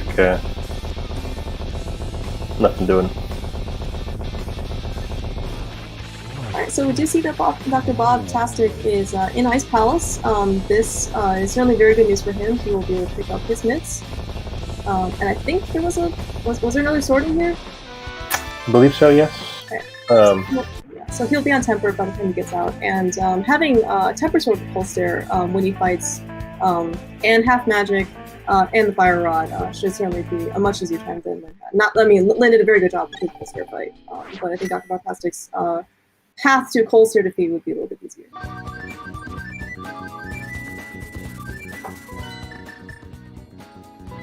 Yeah, it's these late game bosses. It turns out having the late game equipment is useful.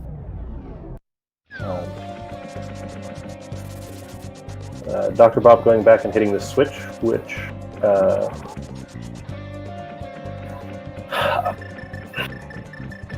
don't know. People seem divided on this. I'm pretty sure this is a little bit slower if you have enough, in particular the Ice Palace Big Key in hand already.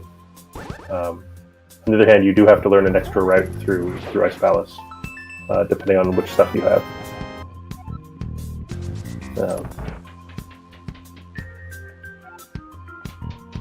Even with this, with Icebreaker, Ice Palace routing is still not free. It's still a super complicated place to get around. Yeah, we do see DoctorBobtastic pulling off Icebreaker though. Looks like actually his first try. So I mean, and just in terms of like his glitch execution or his tech execution, it's been very very solid this round. Yeah, I kind of feel like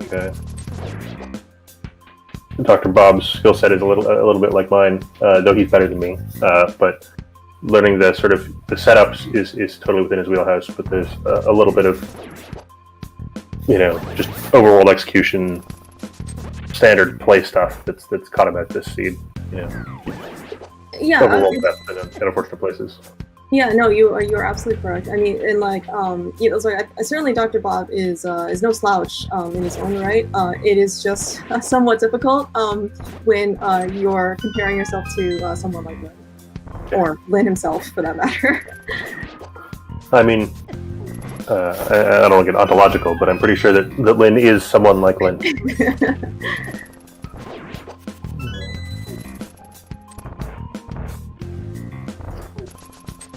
Incoherent, I assume you don't want me to say it's because you're bad, right? I just thought that Lin was just very, very good. You know, 4-0 good.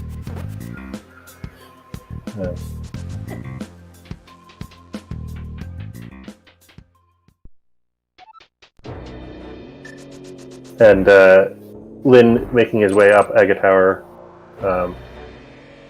after going and taking a moment to kill Trinex, not getting the keys that he wants, so this is the most item dense location available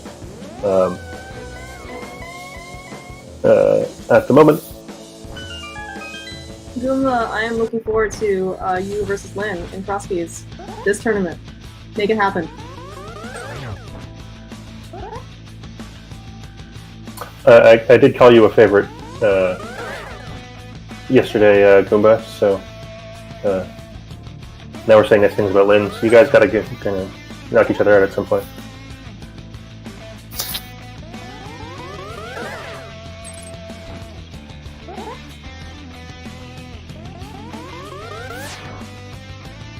So DoctorBobtastic going back to the race, taking ready to face cold stare.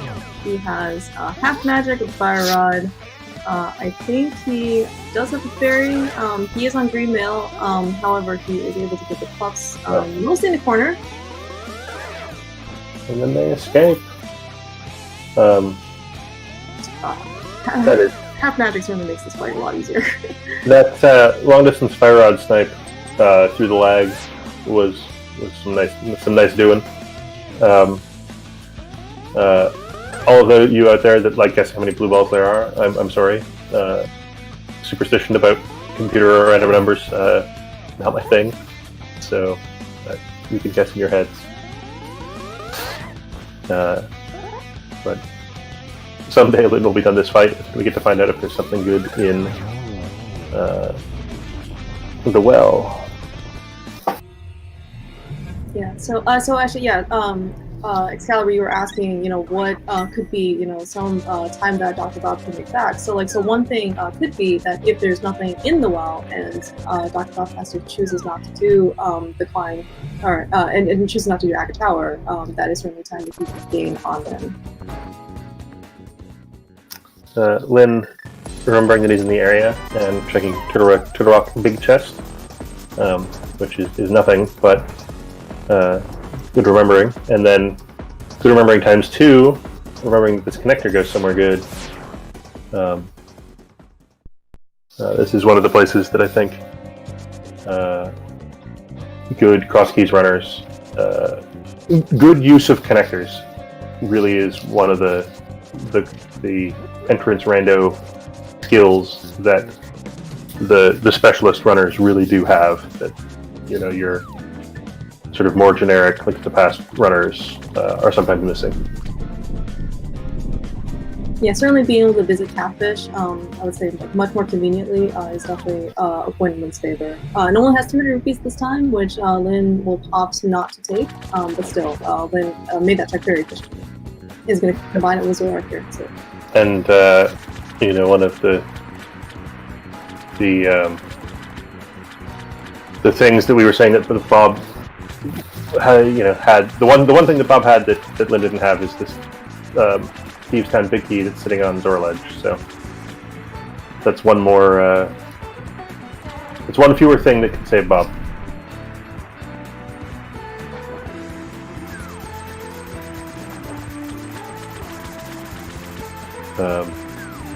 Goomba ranting about Skullwoods in chat. No comment.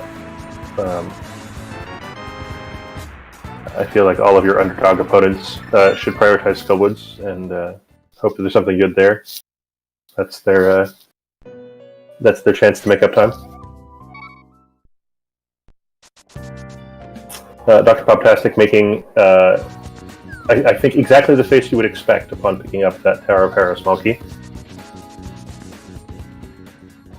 Maybe he's looking for a small break. He's been playing for an hour and 40-some minutes.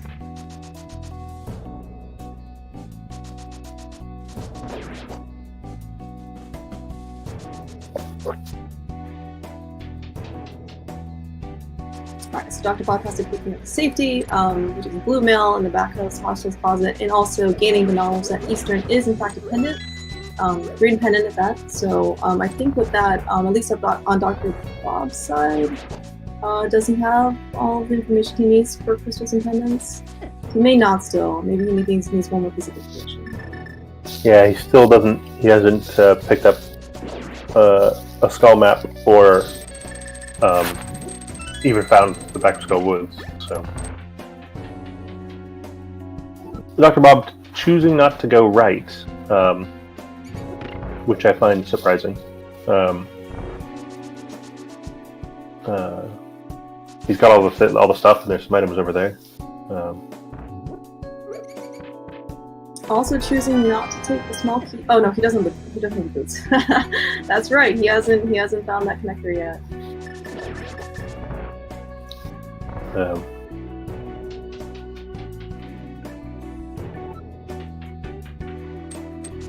Yeah, after all that hunting for the connector to Skullwood, to Bumper Ledge, Lynn came out and we were like, "Yay, he found it!" And then I promptly forgot where he went in from to get there. And so I have no idea where Bob's looking for to finally get his boots.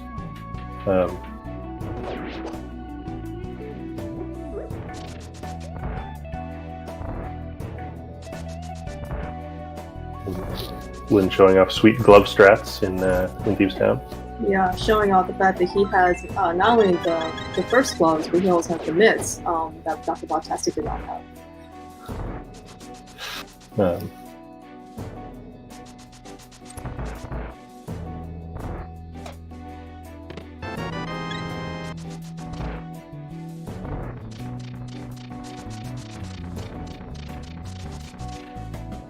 Bob declaring which of the boomerangs he prefers in this gauntlet, going for bloomerang nonsense.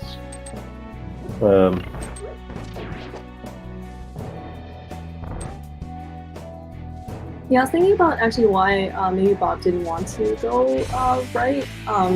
It's possible. I mean, I guess we can ask him during the interview, but I guess like one speculation could be that he didn't want to use a key to do right side. And so you get it back at the end, as long as you mirror out at the right.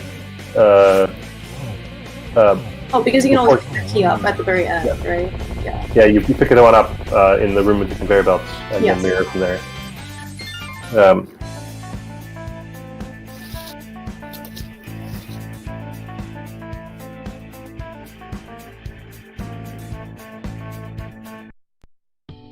Alright, so I think this is crystal number 5 down for Lynn. So he needs to complete Hera, and he needs to complete Desert.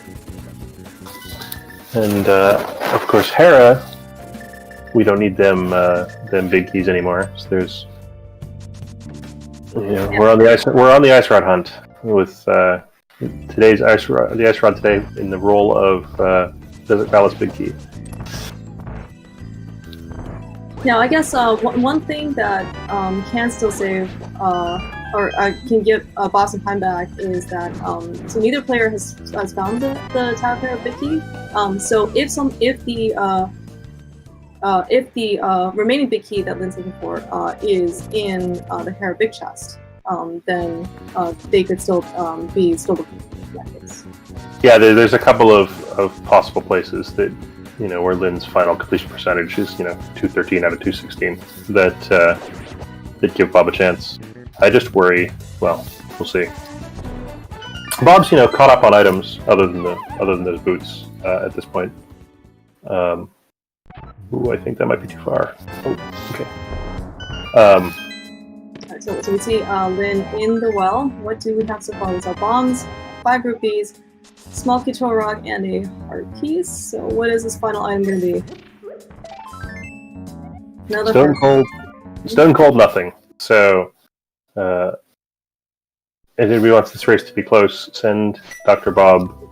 Don't do Agatha revives.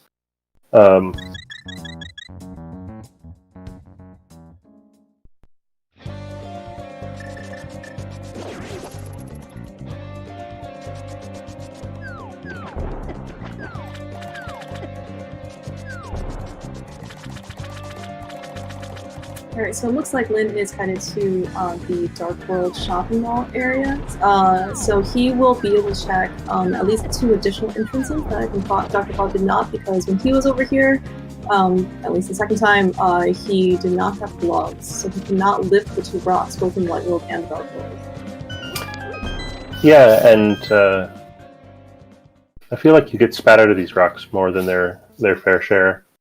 But I think that there's this, stone 0 connectors over here, which is why Lynn has had to resort to good old-fashioned walking to get here.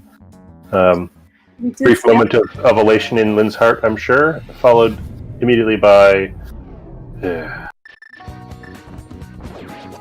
Yeah, I'm sure he's really thinking that his initial dip into Eastern was a great idea.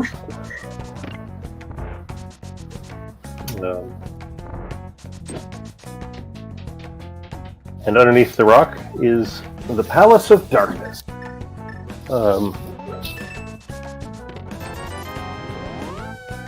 which is known to be a pendant, but there's still a whole crap ton of stuff in here. So, according to the Palace of Darkness compass that Lynn conveniently picked up, there are 14 item locations that you can check. 13 of them could be the big key that we're looking for. And Lynn opting to burn the key here early, decided this is one of the places he's going to spend a key, and it makes the running a little bit more efficient.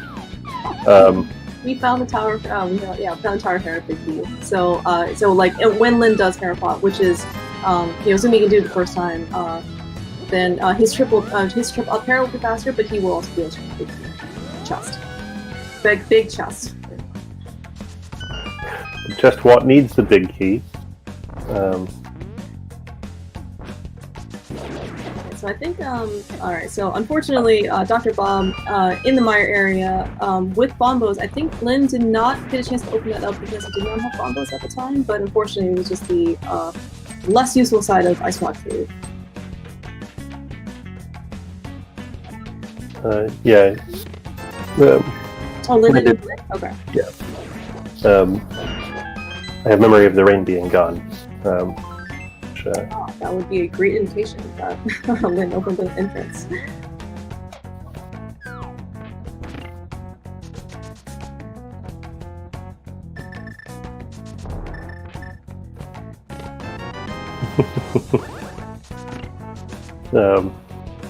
Our trackers apparently haven't had enough of this race yet and are cheering for Desert Big Key on Ped. So.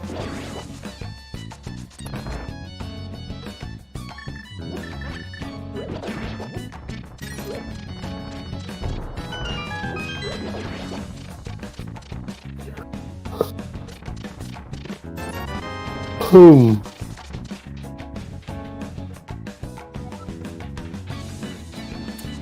So, I think Lynn has probably picked up all of the other big keys that are available, so maybe by the time that he does pick up the last big key, he'll just be happy. He won't have to wait for the test. According to our tracker, I think he's got every single one, so... it's too far away from having literally every key in the game.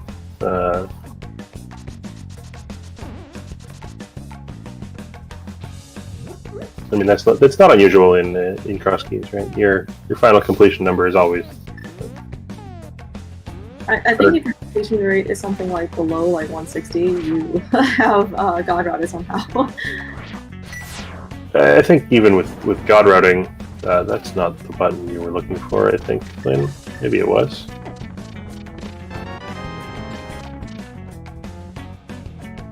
I'm making confused face as to what that ether was about. Maybe it was a quick swap feature that Lynn was employing.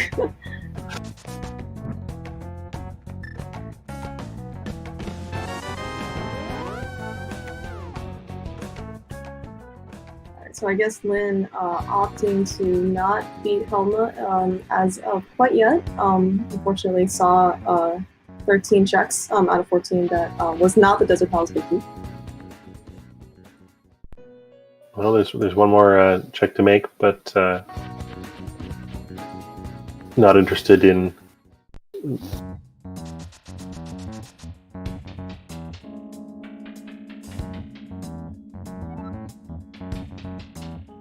You've provoked chat to brag about their god routes.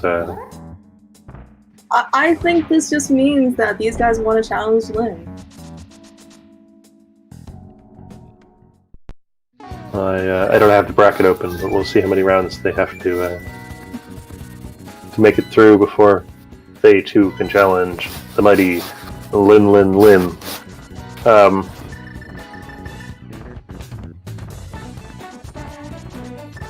Yeah, Lynn's decision at least to not beat Helma at this point. Certainly, I would say reasonable.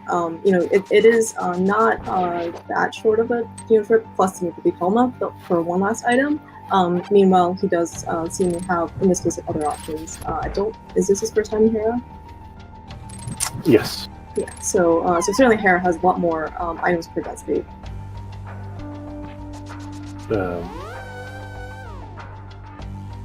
Yeah, so we do see Lin, because he has the boots. I'm not sure if it's like the preferred setup that the runners take. Certainly, I would say it's more forgiving in that you get to try a lot more times as compared to the bomb setup. But he certainly makes it up there, no problem. I find the boots setup for Harapot just more like viscerally amusing. And you just sort of like run in the right general direction and push the hook shot and hope for the best. Yeah. Well, like I said, yeah, you get a lot more tries with the boot setup. There's a nice contrast between the bomb setup, which is a lot of like scoochy, scoochy, scoochy, put the bomb down in exactly the right spot. Set it up to get it on the right pixel to stand on. Versus just like wah. Alright, so we do see Lin taking down Moldorm, no problem. I was actually a little bit worried when he first dropped down that he was going to bounce like right off or right back where he was, but that was certainly not the case. We did not have to see Enraged Moldorm today, given that Lin had Temper Sword, as compared to DoctorBobtastic when he just had Fighter Sword here. Yeah, he didn't have a hammer. I think that was the only thing he had to fight Moldorm with. Had to do good old-fashioned intended strats on Moldorm. And Lin, down to not very many items remaining or not very many places to look, is opting to go downstairs.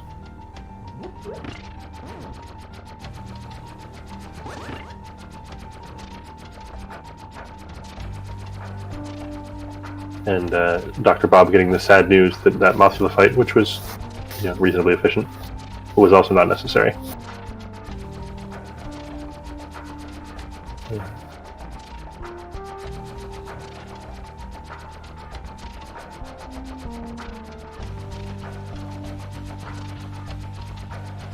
Dr. Bob, out of Mothula, perhaps is back on the hunt now for boots, or the fact that he is here, he can be Trinex. Yeah, it recently got the Turtle Rock Big Key, so I assume it's leading to this Turtle Rock play. And Lin finished his copy break and then picked up the item while I was busy looking at Dr. Bob. But given the Gennaro running around, I assume was not the enemy he was looking for. Given the fact that he is not fleeing the 4, is a probably good indication he did not pick up the Palace Big Key. So I think this is book in hand, going to go read Ancient Wisdom.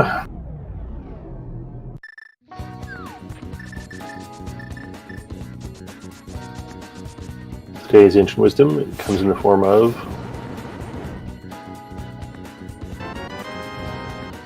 a key that he's not looking for. Ooh, a nice pile of small key. That'll be useful someday. Well, he wants to nice palace and open up some more doors. Matthew Roten, correct. Lin's down to just Desert Big Key, today playing the role of Ice Rod.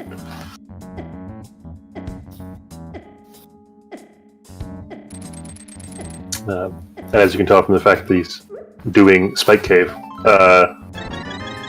plenty of better locations have been used already. And the sweet Cape Spin strats on the way back out.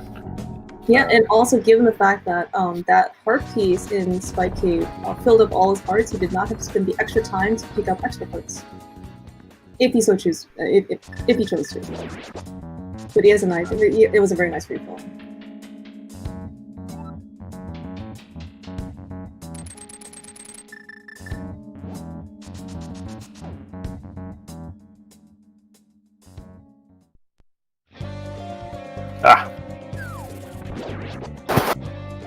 As now we know where Dr. Bob is looking for to get his boots. It's there's the Fountain Descent exit.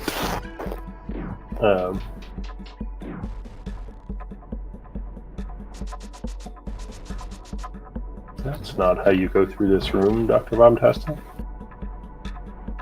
So the point is that he's through the room and he's ready to face Trinex. Yeah, I just. It is certainly a more scenic route. I'm going to give you that. Just, yeah, runners not where you expect them.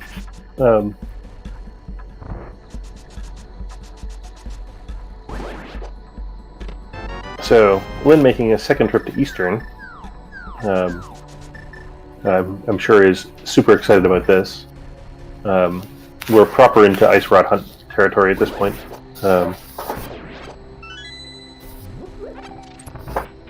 Where hasn't Lynn been? Left-hand drop, East Death Mountain.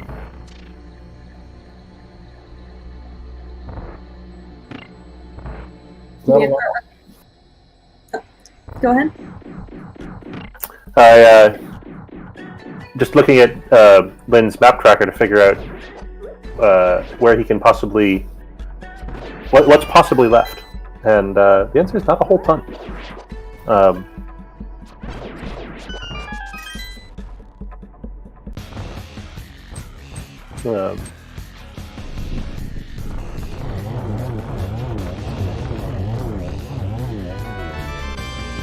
Hey, look! You can go check another spot. We're gonna check 2 more spots. We can check Sahasrara and the shovel.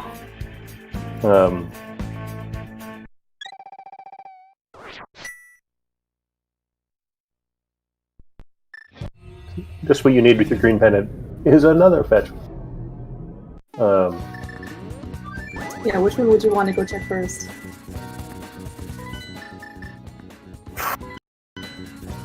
Which point would you like to flip today? Yeah, I mean, neither one of them is in a very good spot either. I assume that Lynn's checking this one first just because Sahasrara is closer to something else that's useful. But even that, I can't promise is true.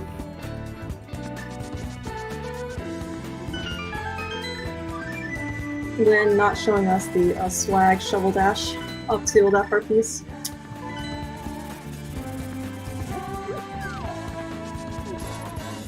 Not sure where this is going. Bombos on the way to Sahasrara, I think.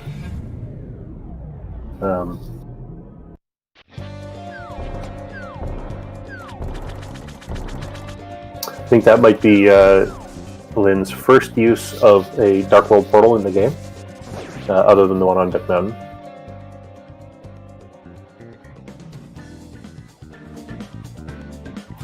Goomba, I feel like all of the best swag loses time. Bird toss, shovel dash. Swagnet. Although this might be trickier on timing for that one. Alright, Lynn picking up his 20 rupees that I'm sure he was very thrilled to see. On to the next item location.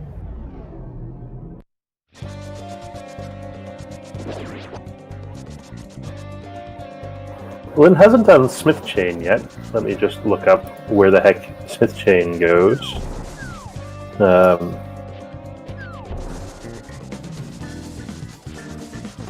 Apparently the Smiths are vanilla today. Another thing he put off earlier. As you pointed out, at the time did not have boots.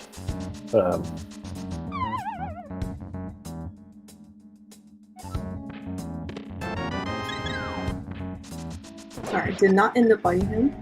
Lynn is at a very healthy 18 hearts and red mail. Ooh, that is a naughty connector to be behind Spiral Cave.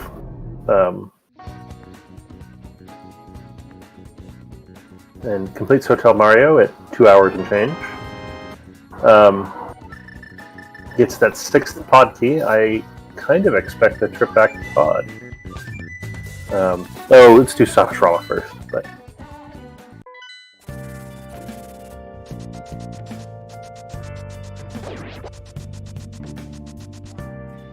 Is this our pet check?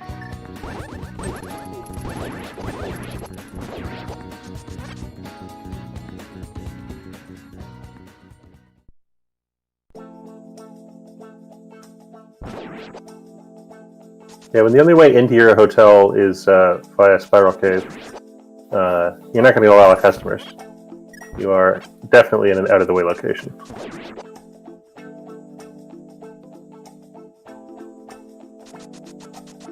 Yeah, I'm not totally convinced that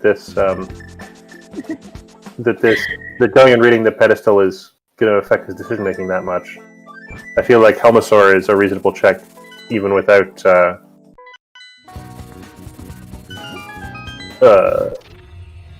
checking the pedestal. So you might as well do it in the other order. So if there's something there, you don't have to make the obnoxious walk back into Lost Woods again. We did see the pedestal is a fourth is the butter sword. So it's vanilla, I guess, in the sense that it is a sword, but it's certainly not going to be the master sword. It might be accessible with only the fighter sword and the seed if you tried really hard. How much pain do you want to wish on these runners? And before making the Helmasaur play, Lynn choosing to climb Ganon's tower. I mean, there are 5 items up here, and he doesn't have to beat Agatu. I mean, this is certainly reasonable. Yeah, I mean, yeah, it's certainly more dense than beating Helmasaur.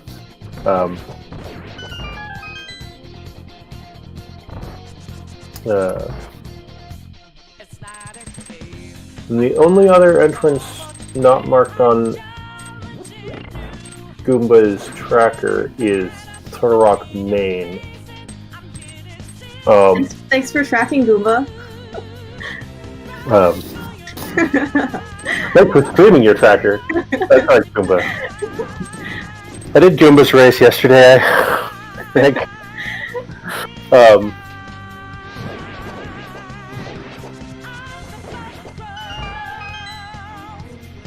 I don't know if I'm complimenting you or Linlinlin here. I'm just giving you a hard time. Goomba's giving me a hard time too, so... I claim that it's 1 in the morning and I don't deserve this stick. Alright, well, we'll try and commentate a race that's more in the afternoon or evening for you. So we do see that DoctorBobtastic taking down Vitreous. No worries with those silver arrows. Picking up, let me see if I can count. 4? Crystal? TR, 1, 2, 3, 4, 5, 6. 6 crystals! I am like off by a whole lot. I mean, Lynn's been at this ice rod hunt for long enough that that Bob's had time to do all the stuff.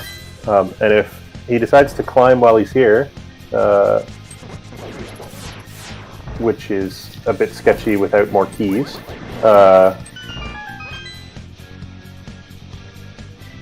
in principle catches up.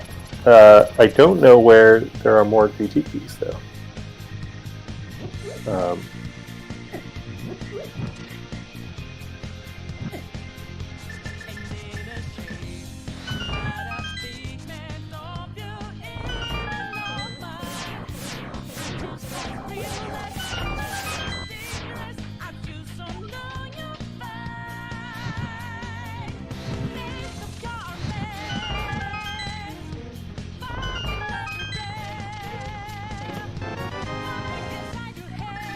I think Lynn is happy. Yep.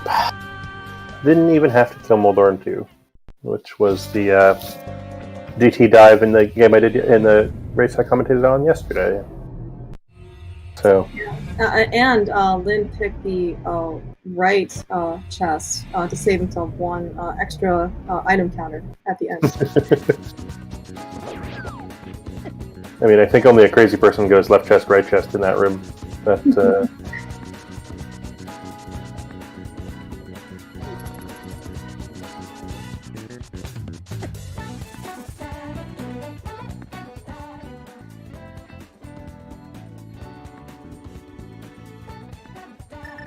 Lynn remembering the fast way back to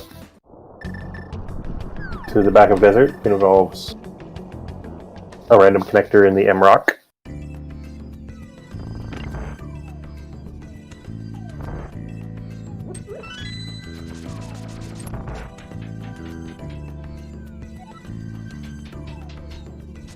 And for those of you that missed it, 2 hours ago, Genen's in the well, and so no hokey necessary to go visit him in a couple of minutes. Yeah, Lin with fire rod in hand, and he has a full set of silver arrows. I think he probably will use silver arrows here, but he certainly has his choice for what he wants to do to land them.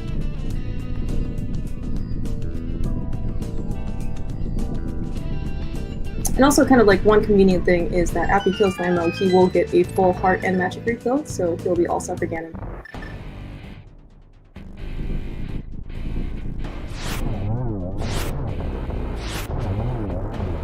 Why do you need to spam things when you could just not miss in Coherent?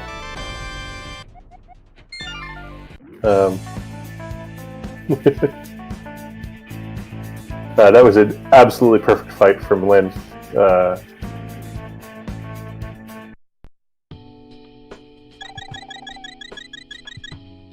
Yeah, so we do see DoctorBobtastic kind of making up his way up Aga Tower. I certainly, I think what he's doing now is certainly very reasonable. He did see that that Aga did lock the well, which is 5 items, so it's certainly very lucrative.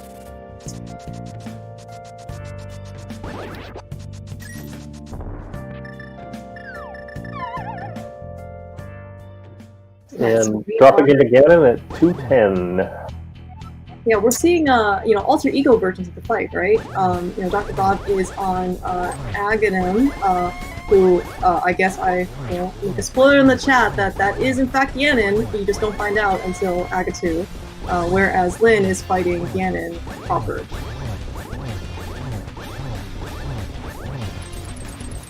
So wall kicks. Dr. Bob sort of made what looks like quite a lot of comeback because Lin spent ages looking for the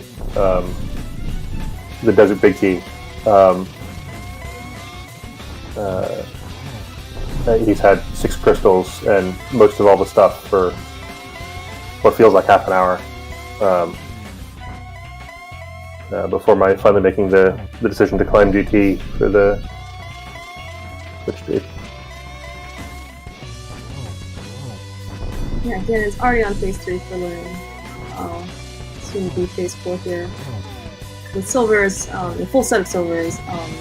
Doesn't even matter about the torch glitch because it's half magic. Alright, and down Ganon goes. Very, very fast. Clean The fight. torch glitch also doesn't matter when the torches never go out again.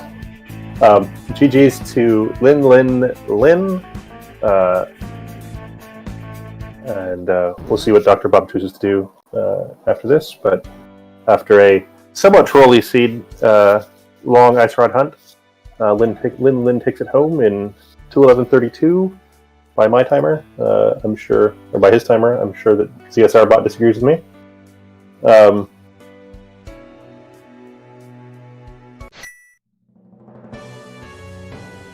Yeah, GG Lin definitely ran a very efficient race. I think hunting for Ice Rod is super, super variable. Kind of unfortunate it took Lin probably on the longer side, but I mean, these things just happen. Any check he made at any point during that hunt would have been right. Yeah, it's easy to be result oriented with things like an ice rod hunt, but just how to get the checks in sort of the most efficient order possible when you're in a reasonable position is the way to go. And here's Linlinlin now. Welcome, congratulations. Sorry about that ice rod. Thanks. At this point, you don't want to climb. Like, you have so much to do. There's no way you're just climbing here. But hey, I think aside from that mirror, which wasn't relevant in the end, because the ice rod is not really relevant at this point in the game, I think I hit a very, very efficient route overall. Yeah, you got the things that helped you be efficient early enough, and then you found connectors to the right places and just stacked up. I was kind of aggressive with connectors. I mean, you kind of have to when you see the boots up there. Yeah, well, we did notice that as soon as you saw boots, you found every connector you saw, like, sign me up. Are there boots at the back of here yet? And when I saw the cape on floating island, I was like, that's gonna be it, right? That's gonna be it. I need to find the cave so I can go through Bumper Cave to get my boots. I'm super confident it's gonna be like this, and it was. Yeah, there's nothing like needing to find a connector to find a connector. I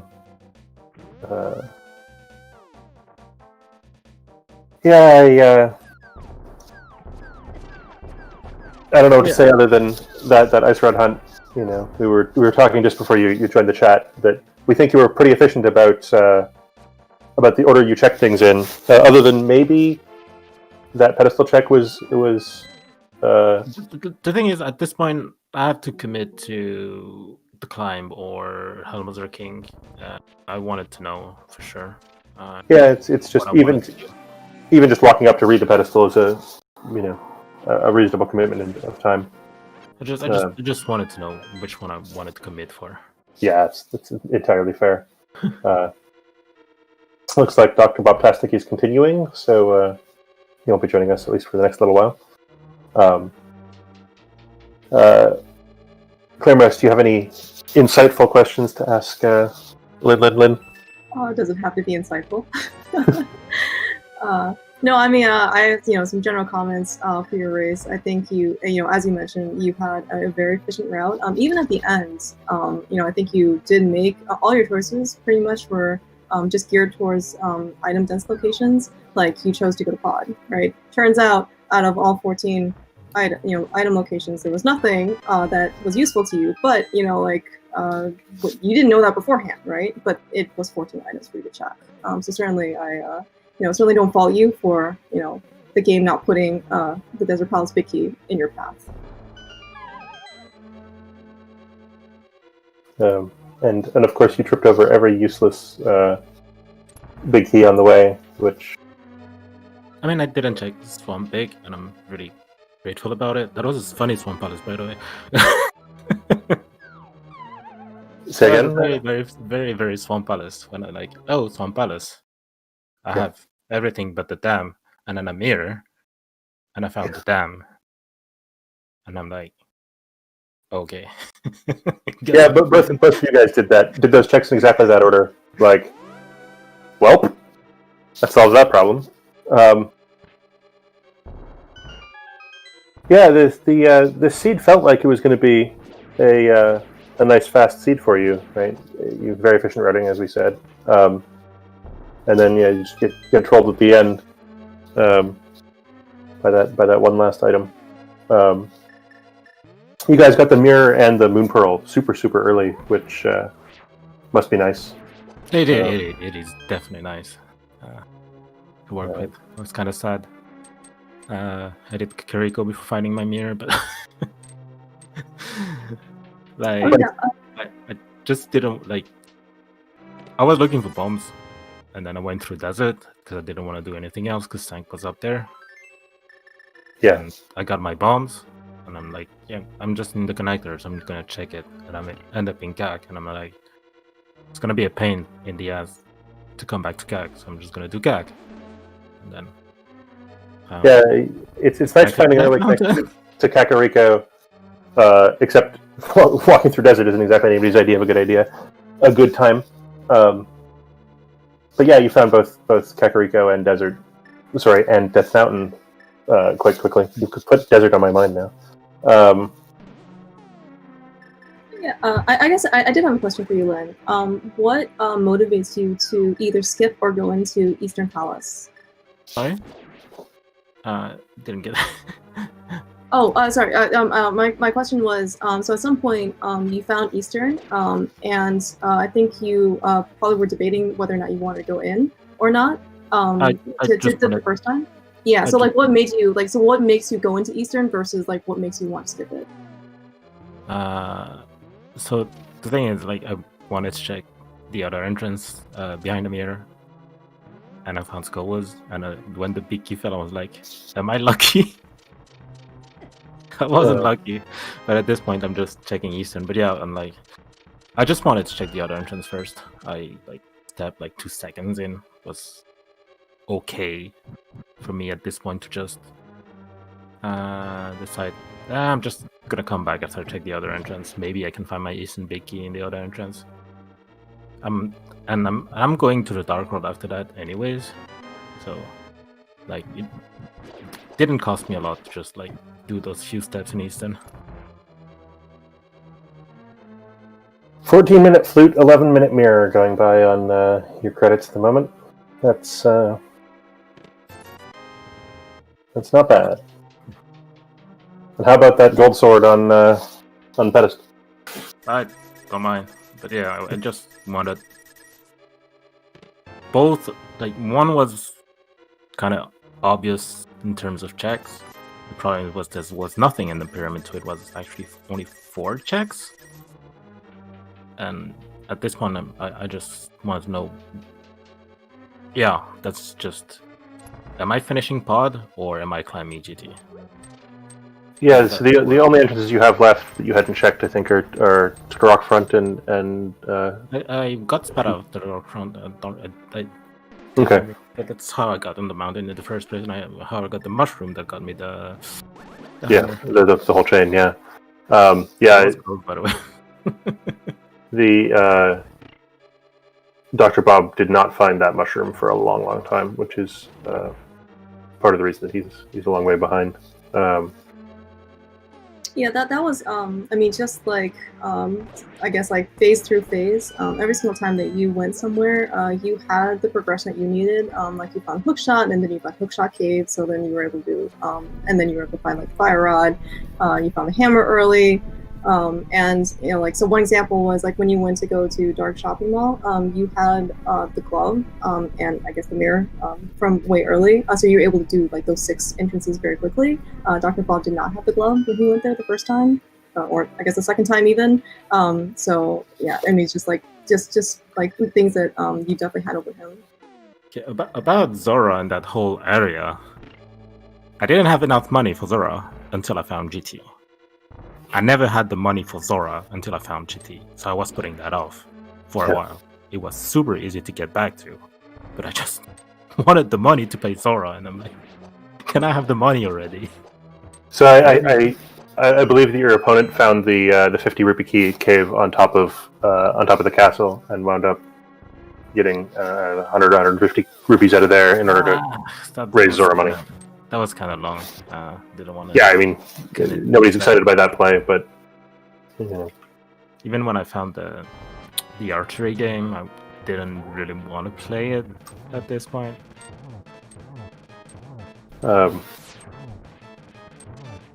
Yeah, I mean, all those things are totally reasonable. All right, it looks like DoctorBobtastic is going to stick at it. Someday he's going to find a Desert Big Key, and Nori has suggested that we can go raid his chat and see what's going on. So let's get some final words out of my co-commentator Clearmouse and Linlinlin, and then toss it over to DoctorBobtastic. Anything to say, guys? Lynn, thanks you so much for basically making what is quite impressive cross keys run. It was very, very enjoyable to watch you, even during your ice rod hunt that probably lasted something like 30 minutes. But it was certainly very nice. You put on a great show. Very great display of execution for us. If you decide to watch this back, I would keep your eye out in chat. There have been a couple of challenges for you, in particular, probably the Goomba and Incoherent, that are ready to take you on. So, you know, if you ever want to meet one of those challenges, feel free to reach out to those guys. Otherwise, you know, you ran a great race. GG's.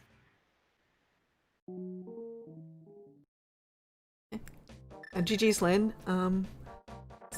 I'd like to thank both the our commentators tonight, Excalibur and Clearmouse, and our 2 trackers, Tomotach and Adelor. And I guess we're going to raid Dr. Bob, because I think he's going to be taking a little while longer, actually. I should probably ask the expert Lynn how long you think Dr. Bob's going to take.